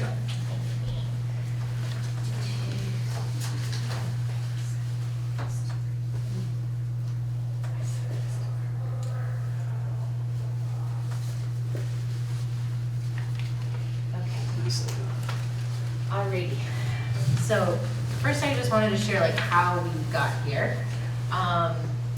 This came across our desk, and that was definitely in the minutes, a resolution explaining the background of, again, large context. We have the Coventry landfill, the only landfill in the state who takes waste from across the Northeast, but mainly Vermont. It is at the crux of a watershed, or at least where the Black River, the Barton River, and our South Bay meet. The water flows north into Canada. We got that concept. There has been ongoing talks way above my legal standing in Vermont with cross-border treaties that go back over 100 years.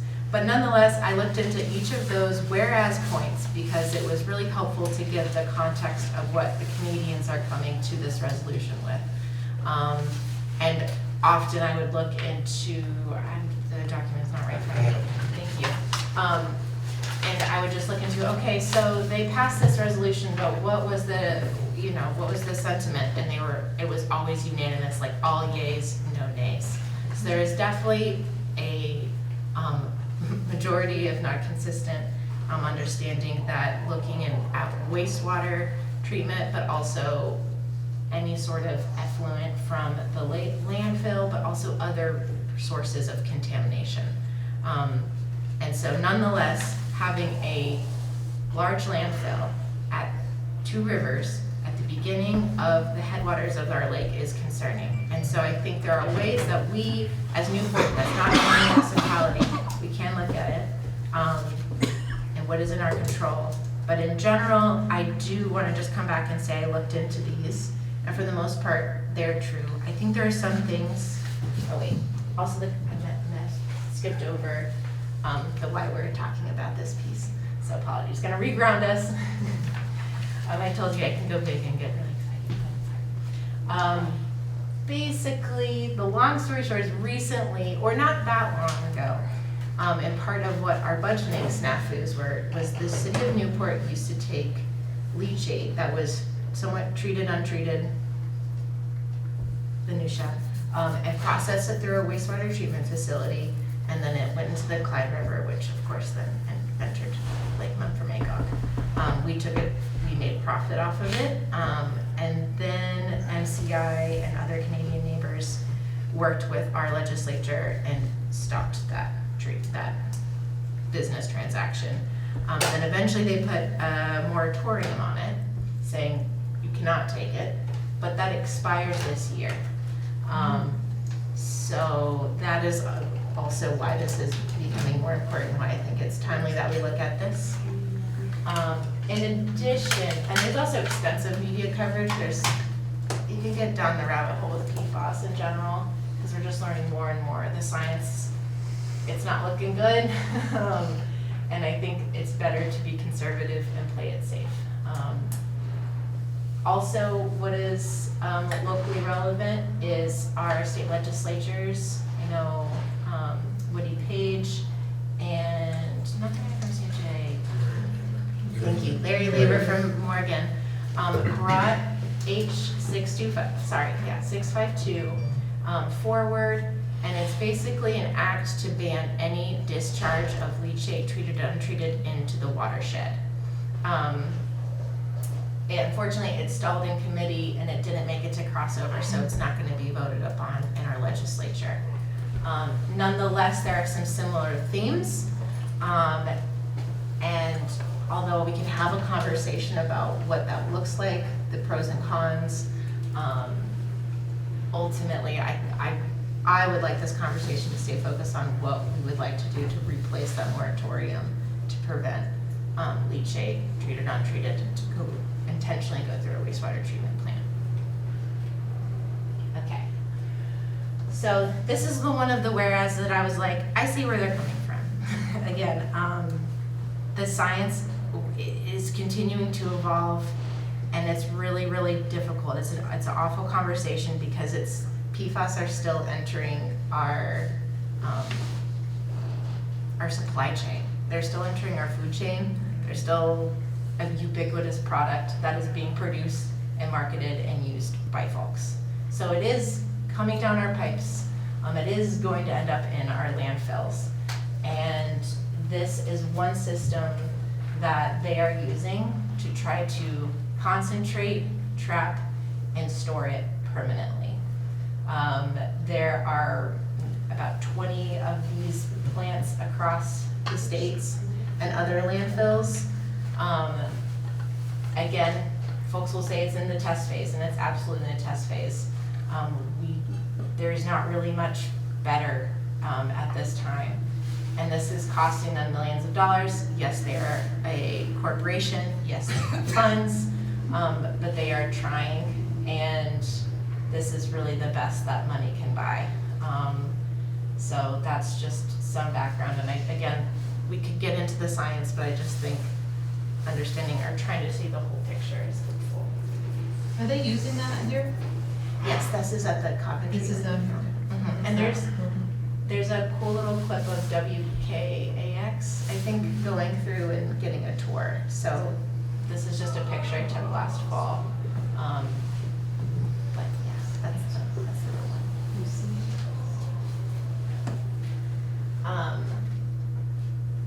Again, I know Tom was here earlier, but our wastewater treatment plant was built when PFAS were basically being invented and being produced into our natural and our ecosystem. And quite bluntly, we do not have the capacity to treat and filter them. Again, I'm really trying not to go into the science. There's this really cool plant that's being proposed in St. Johnsbury where they're actually gonna create biochar. There's other ways that people are investigating and pursuing and testing, but there is no solid guarantee on removing these forever chemicals is what they're done. This is one that I found went online a couple of years ago in California. They have about 80,000. This is also a little different. This is their water systems treatment. So they take water from their well that is contaminated from PFAS, and every single gallon that people drink from their tap go through each of those barrels. And that cost about $200 million, for about 80,000 residents. So, and again, big picture is the EPA is regulating some of them, but actually recently that list has gone down. There's over 14,000 PFAS. We only know that a certain of them are causing human health, but nonetheless, this sort of system and processing will probably become more common, and I think it's something to consider when we are revisiting the wastewater treatment upgrade.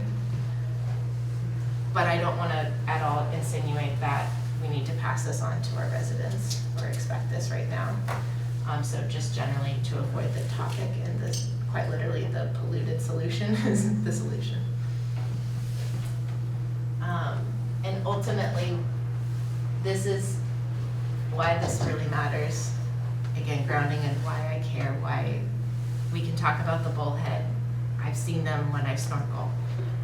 But our neighbors across the lake use this water, and just as I said, like this, we are just on the precipice of getting some technology that somewhat maybe works, but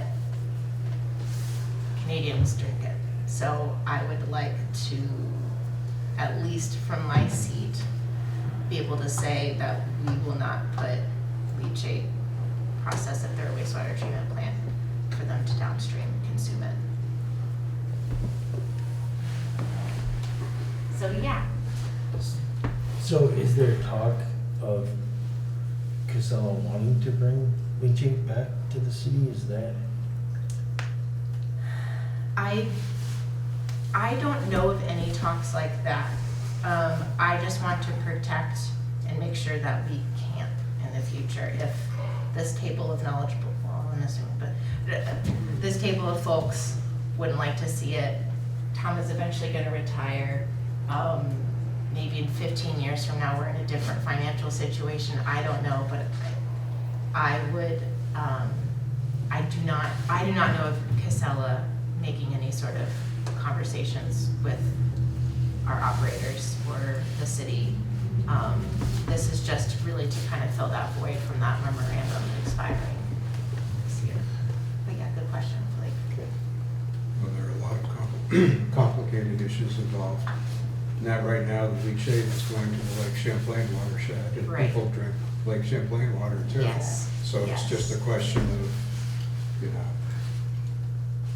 you could look at it as sort of selective NIMBYism, and Champlain people can drink it. Yeah. But it's more complicated than that,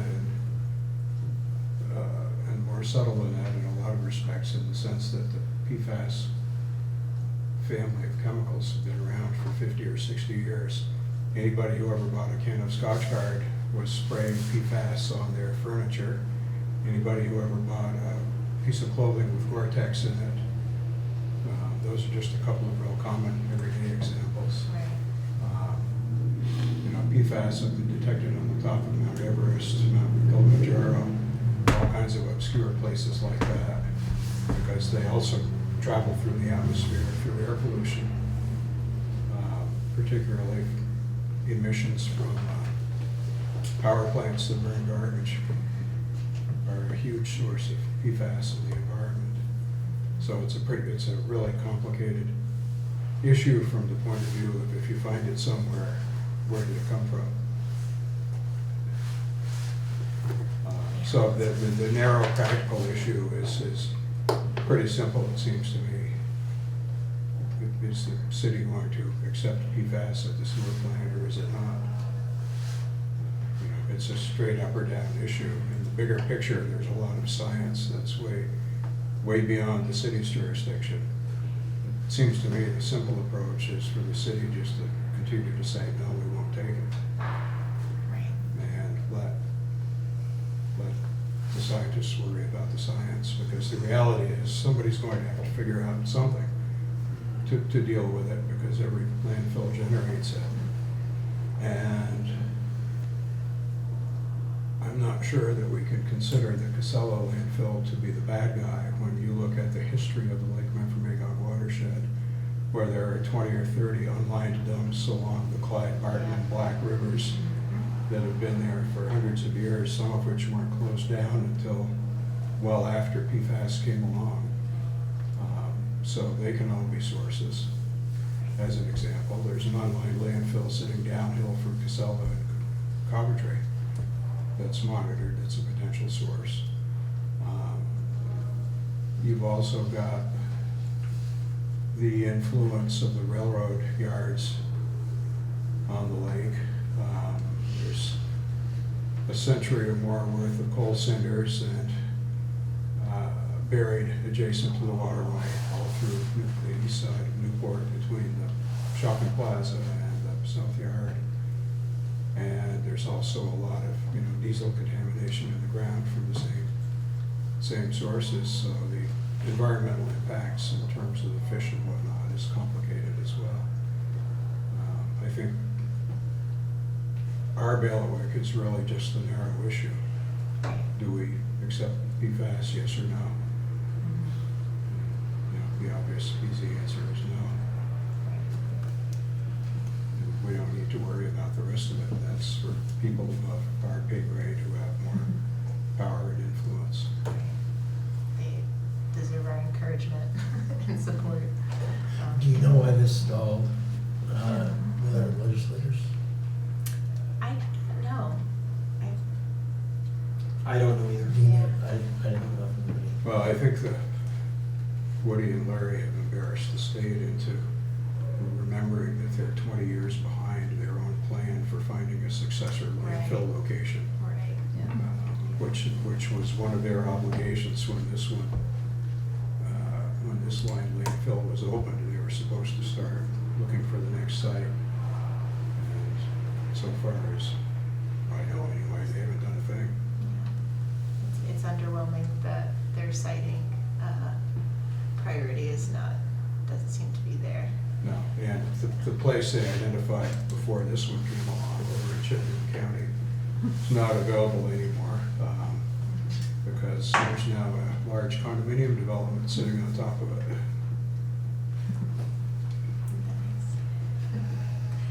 Have our Canadian neighbors done a similar memorandum for the international part of Lake Champlain, like we have with Memphremagog? That's a good question. Not to the best of my knowledge. My understanding of where this came from is it's really Eastern Townships driven. It was generated by those townships that are touching the lake or impacted by the lake. I mean, Champlain's international too, so they must be getting drinking water from. I don't know what's come out of that community, that area. And that's also even more complicated because you have three jurisdictions, Vermont, New York, and Yeah, I was just gonna say, get New York involved in that one. Well, and the other thing, correct me if I'm wrong, because I'm not an expert on these things, but that watershed is going south, not north, correct? Champlain goes north. Champlain goes north also. Yeah, Lake Oh, right, George. Mississippi. Lake George in there to too, the and going Hudson across the goes border. south, but Yeah. Champlain goes north. So Carter, do you want to say a word about what you think the next steps? Like, how do you want to get this to a point where we've taken some action on it? I want to sense do a little thermometer check on if it is worth my time to draft something that's pretty solid, but also applicable for Newport City and how we can help not process leachate and let it enter our waterways. Clearly I need time to distill and select the best words. But so I want to do that, but also I know a lot of folks are here in the room that would also like to probably voice their concerns or thoughts. So I did want to. Okay, so let's do that first. Is that all right, Council members? Yeah. Is there anyone who would like to speak to this tonight? I spoke last week. week if you have something to. I don't live Just- here, but I. That's don't- okay, come to the microphone, please. Just tell us who you are and where you're from. My name's Jillian Stanford, and I live in Derby. I did live in Newport for 28 years, and I actually live in very close proximity to the lake, as I also did in Newport. I would seriously love to see Newport take a definitive stance on this. And one thing that is very concerning to me, first of all, the lake doesn't really respect the boundary of Newport or Derby or the international border. We're all in this together. There's some speculation, and I hate to use that word, I'm not quite sure what other word to use, that if, right now there's an experimental building at the landfill they've invested quite a lot of money into, and given that the dump is going to close in 20 years, there's some speculation that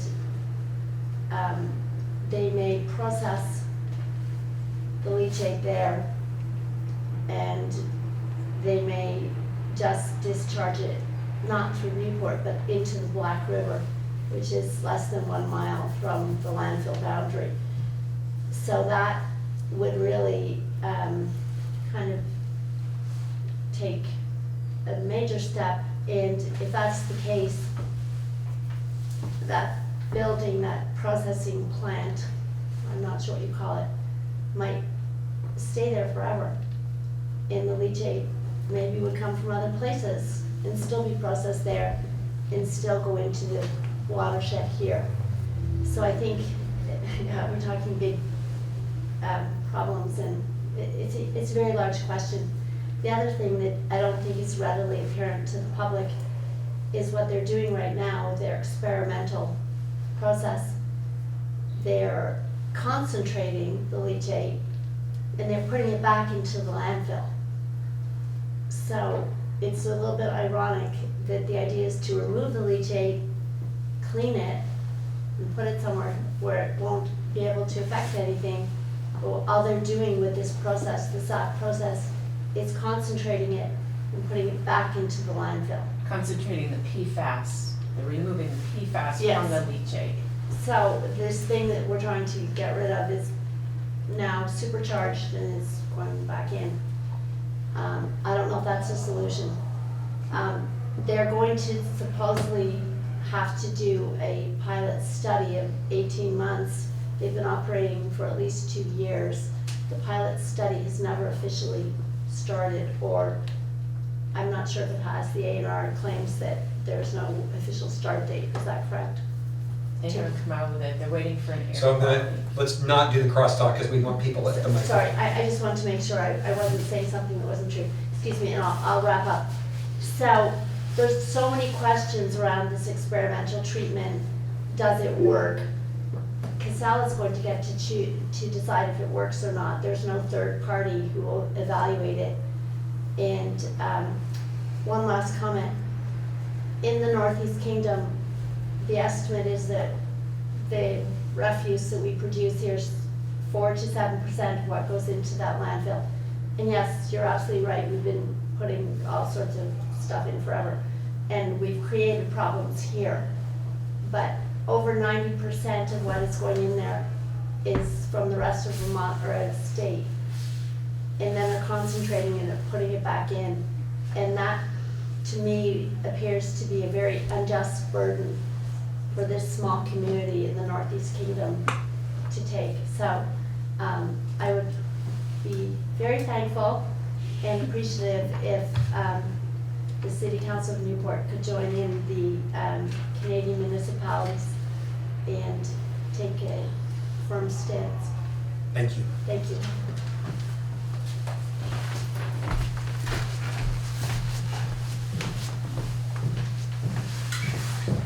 Hi, everyone.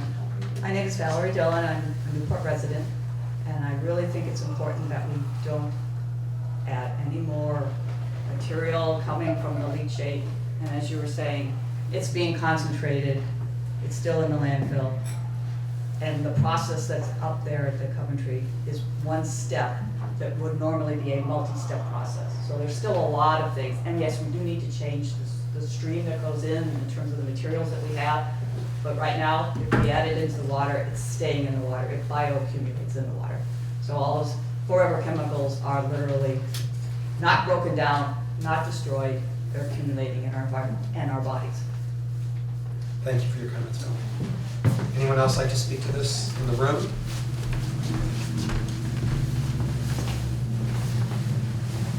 Thank you. I'll make it quick. I know you all know. Name and where you're from. Oh, I'm Teresa Gerard. I'm Thanks, from Teresa. Newport. I'm really sorry. We all know that Lake Memphremagog is an economic driver. It's important for the health of our city. And we also know that it has suffered some contamination. So the last thing we want to do is contaminate it more. And any step that we can do to have less contamination going into it seems to me would be extremely important for our community. This is one step. The thought that Casella, and they have discussed this as lately as their testimony for Bill H-652, one of their thoughts or solutions would be to treat the leachate and then, rather than take it to a wastewater facility, discharge it right into South Bay. They mentioned that during their testimony, and that Bill H-652 would not allow them to do that. So yes, it's speculation, but it's been stated by employees of the company. And so to me, that is absolutely frightening, because as Jillian has said, even when the landfill's closed, if they have a treatment facility there and they can make money with it, they're gonna wanna do that. Because they're a company, public company, and they wanna make money. So yes, I'm hoping we won't take leachate in the wastewater treatment facility, but I also hope that as a council, we can support our Canadian neighbors who have said ban leachate from discharge anywhere in the watershed, not just through the Newport wastewater. Thank you. Thanks, Teresa. Mark, go ahead. I'm Mark Segola, live in Newport. I lived in Newport half of my life since I was 13 years old. And I'm 55, and 43 years ago, this place used to be jumping with J.J. Newberry, meters, all the other work. I'd like to get back on that track with the building being built and something in J.J. Newberry. I'd like to get it built up and make it good to citizens, for us to have places to go. Thank you for your comments, Mark. Anyone else like to speak to this? Go ahead. Ann Sherlock.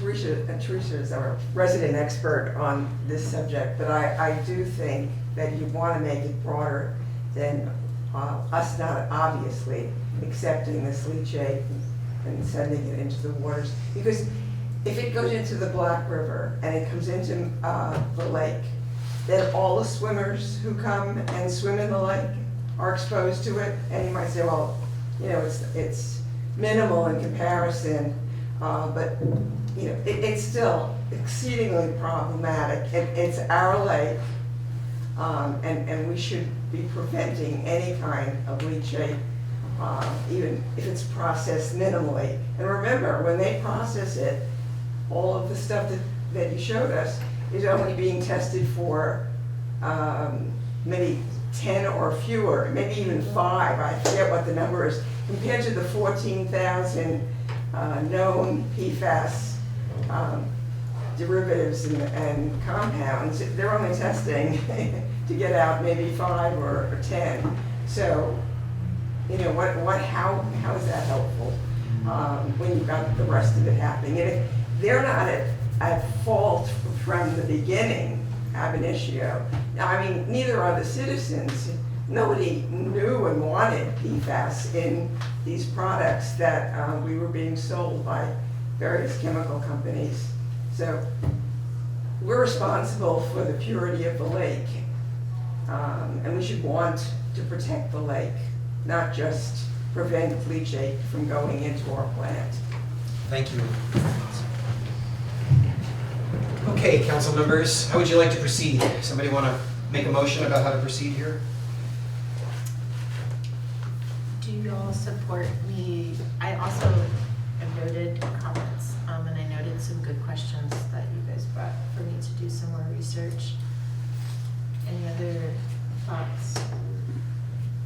Sorry, you inhaled, so I was like, ah.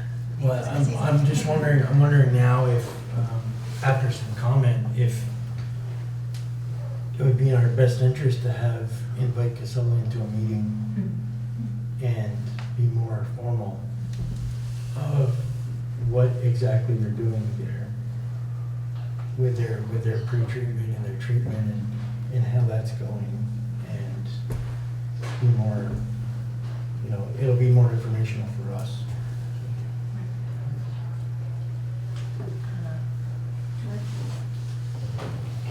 All right, so I could have, because then I've also heard from community residents that we can invite members from Stansted and those that wrote this original referendum to the table or come to a meeting. So, not that that would be a spicy table of people, but I don't know, my questions could be productive, could not. It's also a relevant question as to what, if anything, any positions the State Agency of Natural Resources and the other regulators thinking A&R and and DEC. federal regulators are taking about all of this. Because they have a pretty significant role to play. And then another question that occurs to me is, are any other towns in the watershed being asked to go through this exercise? I did have that question about Coventry, because they're the ones that have the landfill, and they are Black River adjacent, and have that It's in not their just jurisdiction. Newport. It's not just Yeah. Newport that can dump into the. No. Yeah, and that's, we could go really big, because also the watershed, although the majority of the lake and the water bodies in Canada, most of the watershed, i.e. where the water comes from, is in Vermont, so it's Newport Town, Coventry, Derby. What goes all the way down to Craftsbury, It does, Albany, yeah, Barton, Glover, yeah. So, Violet Pond. again, I want to behoove, and I would encourage folks to really assess and look at what is, and how things are entering their waterways. But as far as like productive for Newport specific, but maybe we could invite them though. I mean, I don't know. This Well, is where think I could go big all day, y'all. So this is where it's like, y'all gotta put brackets on it. I 120% support our neighbors to the north. Okay. I mean, they've been our partners for years, and we're friends, and I support that. But I think it brings it back to what John says. We keep it simple. What can we control within the city boundaries of Newport? We can't control what Coventry does, or Derby, or anybody else, except for to maybe ask them to join us with this whole idea of don't allow any leaching into our watershed. Right. Okay, I like that approach. So one possibility would be, and I'll come back, I promise. One possibility would be to commit to spend the next couple of months working on this by inviting some colleagues from communities on the Quebec side of the border to join us online if they like, or in person if they prefer, for a conversation in which we hear their concerns and their stories. And I'm hearing Andrew ask for a similar opportunity for us to hear from Casella. I'm not sure that I would recommend that we set this up as a pitched debate in one meeting.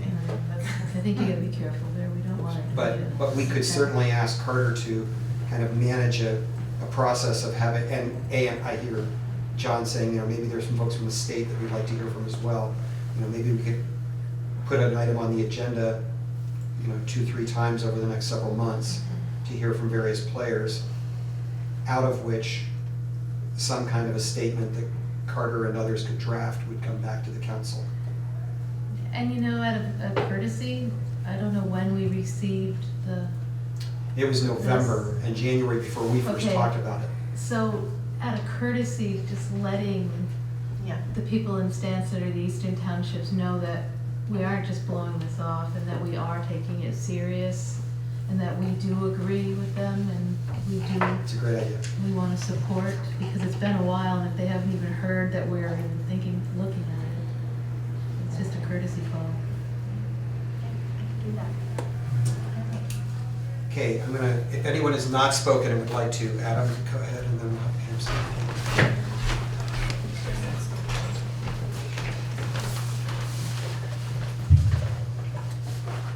Adam Ortiz, Newport resident. This is a very, very big deal. I would request that you request that the Canadians do their science, and then we have our scientists, because if somebody has a conflict of interest and the science doesn't match up, because how many times did the nicotine industry say cigarettes aren't that bad? Water, Vermont makes money from being beautiful. Once it's not beautiful anymore, where's the money gonna come from? So, the format, exactly what I was gonna say. To get everybody in the same room at the same time isn't gonna happen. Everybody's schedule is nuts. So it's gonna have to be with a Zoom format where we have the scientists speak first. Then all the interested parties see what the scientists said from Canada, from America. And it's not gonna be a one-day thing, a one-hour thing. It's gonna be, because this is not a small thing. This is a problem that was made 100 years ago before we were even born, and left for the next generation to deal with. So, thank you for your service. I understand this is huge. Thank you very much. Pam?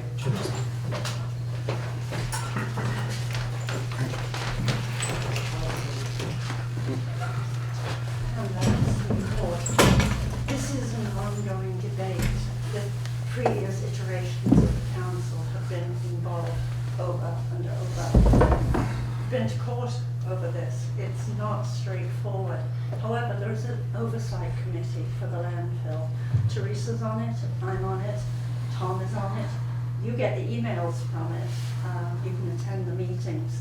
A lot of this has been discussed there. It was at one of those meetings and at one of the hearings where we were told that once the experimental facility processes something and separates out the PFAS, that they then consider what's left as water, that it's no longer leachate. That's absolutely not true. Because the belief, the fantasy, was that what would be pulled out would be everything. And they have no way of knowing that. Because if you don't test, you don't have a clue. So this really is high risk. We are living in a world where the greatest resource deficit is water. Currently, we have water. If we screw up this lake, we won't have water. That's Newport down the tubes, because that's the reason people come here, or one of the reasons. And it's a reservoir. It's a reservoir for Sherbrooke, 175,000 people. It may end up being one for us as well. But if we poison it, that's it. It's done. It's gone. Thank you. Thank you, Adam, for saying the word scientist, because I forgot I had one more slide. That actually is really relevant. That screen's going crazy. Spoke with Pete Emerson, who is the state's wildlife biologist, or fish biologist. And I was just like, what don't I know? Because I've been keeping tabs on the studies. It's been quiet for a while, and he was like, I can tell you that 3 studies are wrapping up as we speak, and then there will be presentations down at the Gateway this coming summer, May 11th, 18th, and then they're still working out the 3rd one. It'll be in the 2nd weekend of June. So they will present those findings, and you can ask questions and learn more about this topic. And so yeah, okay, great. Well, I think besides that,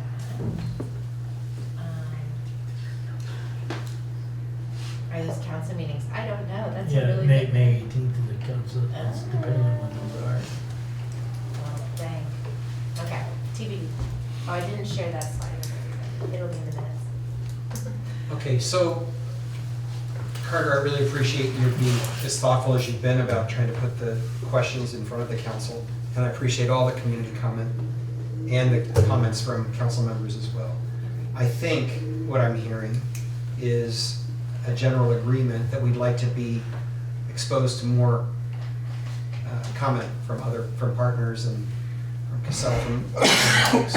So perhaps, how would it work for you all if we asked Carter, I would accept a motion asking Carter to lay out a potential kind of educational awareness campaign for us over the next 2 to 3 months. Hopefully not to take longer than, I'd say by midsummer. And then she would come back and present kind of a plan for how to do that might incorporate these dates that Carter just mentioned as well. Does that sound like an acceptable next step?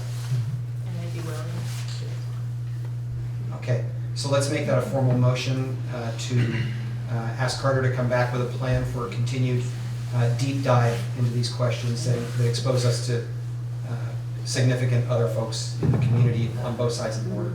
So moved. I have a motion, do I have a second? Second. And a second. All those in favor, please say aye. Aye. Opposed, nay. Motion carries unanimously. Thank you very much. And thank you folks for coming tonight. Okay, task force reports, item 10. John, what you got from water and sewer for us? There's a memo in the packet. We had an issue was raised concerning the language on water bills. I'm trying to find my memos here. Okay, here it is. People were confused by the use of the word connection on the water and sewer bills issued regarding the metered accounts. So the task force discussed different terminology, and anyway, without belaboring everything that we looked at, the recommendation simply is that, and this is coming to the council, I should say, because we don't have a city manager. Normally, this would be just something that management would take care of. We probably wouldn't even be privy to it, but in any event, getting rid of the phrases sewer connection fee and water connection fee on the water sewer bills for metered accounts, and changing the terminology so that for water, we use the terms quarterly water base rate, quarterly water use rate, and then for sewer, quarterly sewer base rate, quarterly sewer use rate. And because really that's what we have, is we have a base rate and then we have a variable use rate at so much per 1,000 gallons. I also found in getting back into the ordinances that use of the word connection as it relates to the sewer side of the billing really isn't appropriate, because connection fee has a specific definition and context in the sewer ordinance world relating to initial hookups. In looking at other towns, I mean, there's all kinds of terminology. Towns are all over the place as to what they call these fees, but in reality, what it boils down to is a base rate or a fixed rate for the privilege of accessing the system, and then the variable usage rate depending upon meter readings. So the recommendation anyway is simply to amend the billing language as per the memo. Would you make that as a form of a motion, John, and then we'll discuss it after we get a second? And also, so move.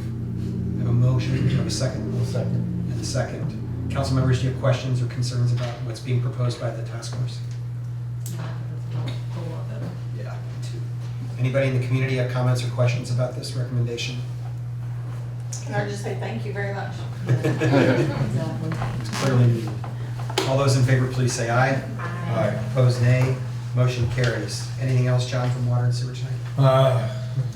Nothing specific. I mean, we're working on an amendment to the water ordinance to try to deal with some metering-related situations. That's the work in progress that hopefully will be coming before the council before too terribly long. I think we're about ready to send the language to the city attorney. Maybe one more meeting and then we can do that. Great. So it would go to the attorney and then come back to us when it's been perfected by attorneys for our consideration. I would think that would be the most efficient way to do it. Okay. Sounds good. Carter, anything you want to report in on from financial reporting and fiscal practice? Yes, we had an abbreviated meeting last week where we mainly discussed the ongoing planning efforts around the June 1st budget conversation. And also ways to get the word out so that folks know about, like I think primarily focusing on the marketing strategy so that folks are aware that it's happening and can attend. So we try to include a short blurb that goes out in water and sewer, but nothing you have to fold. And not going to be too long, just a They heads all up. have to be folded. We tried. Careful how big it is, it costs us more money. That's what you're just like, and the weight, you don't want to trigger that. So that's mainly what we're focusing on. And we have a meeting this coming Wednesday. This Wednesday morning at 8? Yeah, at 8 a.m. online, bright and early. So no action needed from the council tonight? Correct. Okay. But I'll just say out loud as clearly as I can, please mark your calendars now for a gathering, a special town meeting in lieu of our regular council meeting on June 1st, Monday, June 1st. We're assuming we're going to start around 5 and finish by 8:30, and we'll include some kind of a meal, a potluck, something, with the purpose of putting some of the values questions before us as we begin thinking about the budget for fiscal year 28. Okay. Where is it going to be? I don't know yet. We're thinking on that still. Okay, City Manager Search Committee, Andrew and Carter, is there anything new to report from that group? Just the update. Okay, I'll just note that I've been outside that committee, but it's not lost on me that when Dominic sent the copy of the job posting, it said that his goal was to have applications in hand by May 29th. So that's probably realistic. That means we've got about 5 weeks to try and get the word out and get qualified applicants in. That means that I, at least, am doing a recalibration in my head because I've been thinking for months now that we were aiming for hopefully qualified candidate pool and a final decision hopefully by the end of June.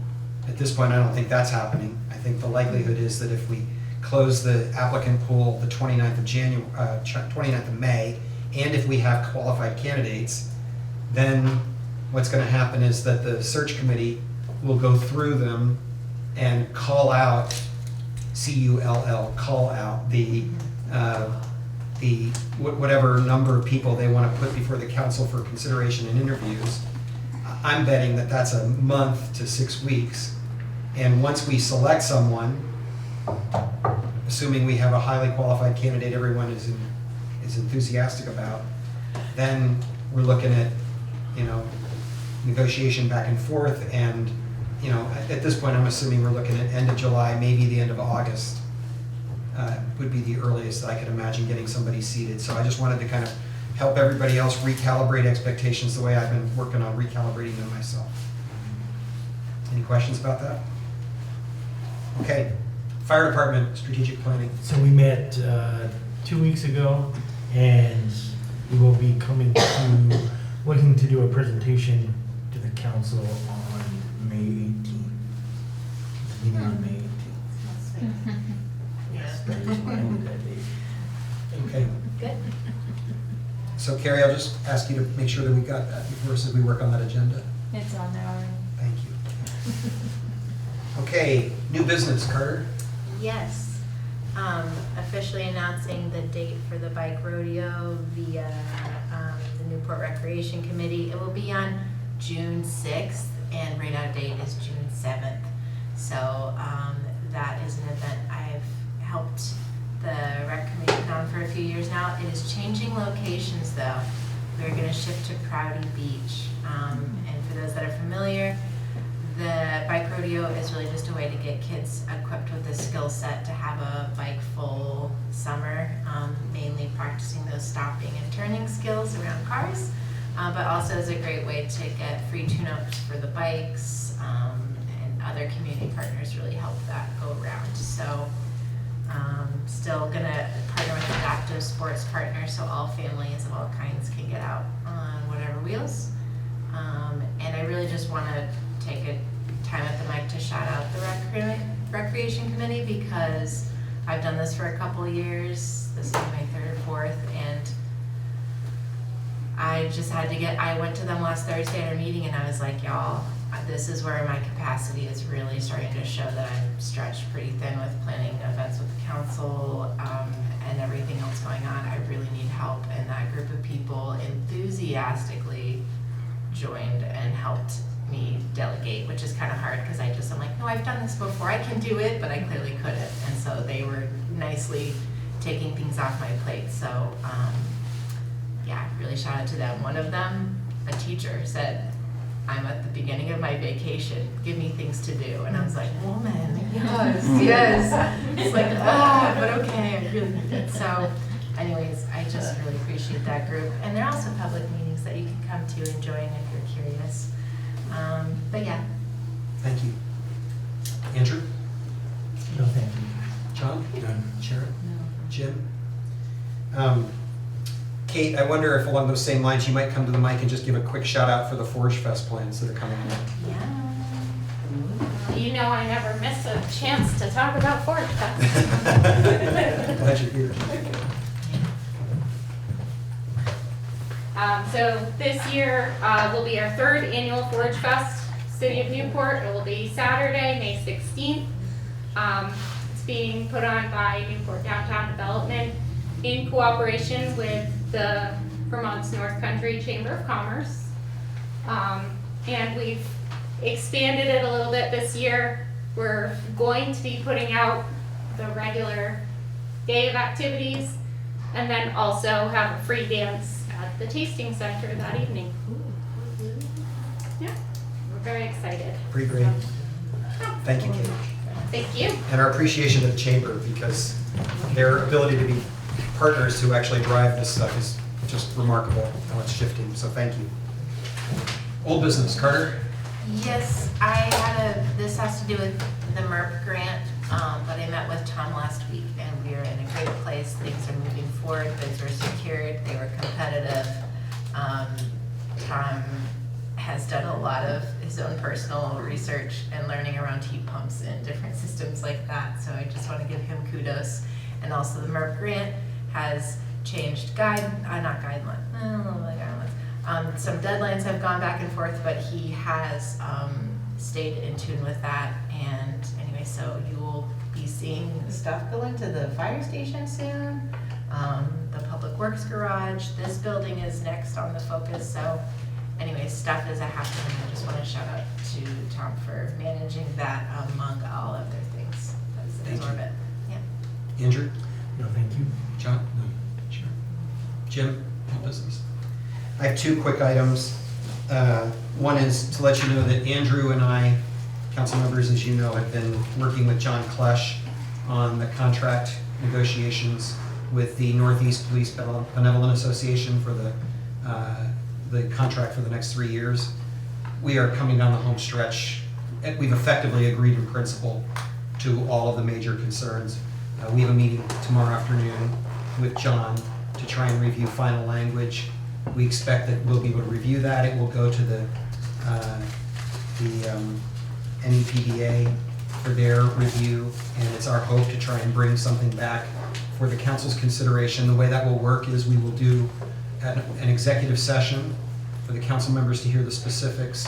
If the council has any further questions, we'll try and resolve them. If the council's ready to move forward, we would come out of executive session and take formal action, at which point the contract would become public. Okay, so that's how. Are they working without a contract right now, until No. this is finalized? No, they're still in contract. And then similarly, we've been waiting to hear exactly what they want to do on the public works side. Public Works has been has had a contract with AFSCME, I think it's Local 93. They've made a decision that they want to change representation. We've been formally notified and said that we do not have a concern about changing representation.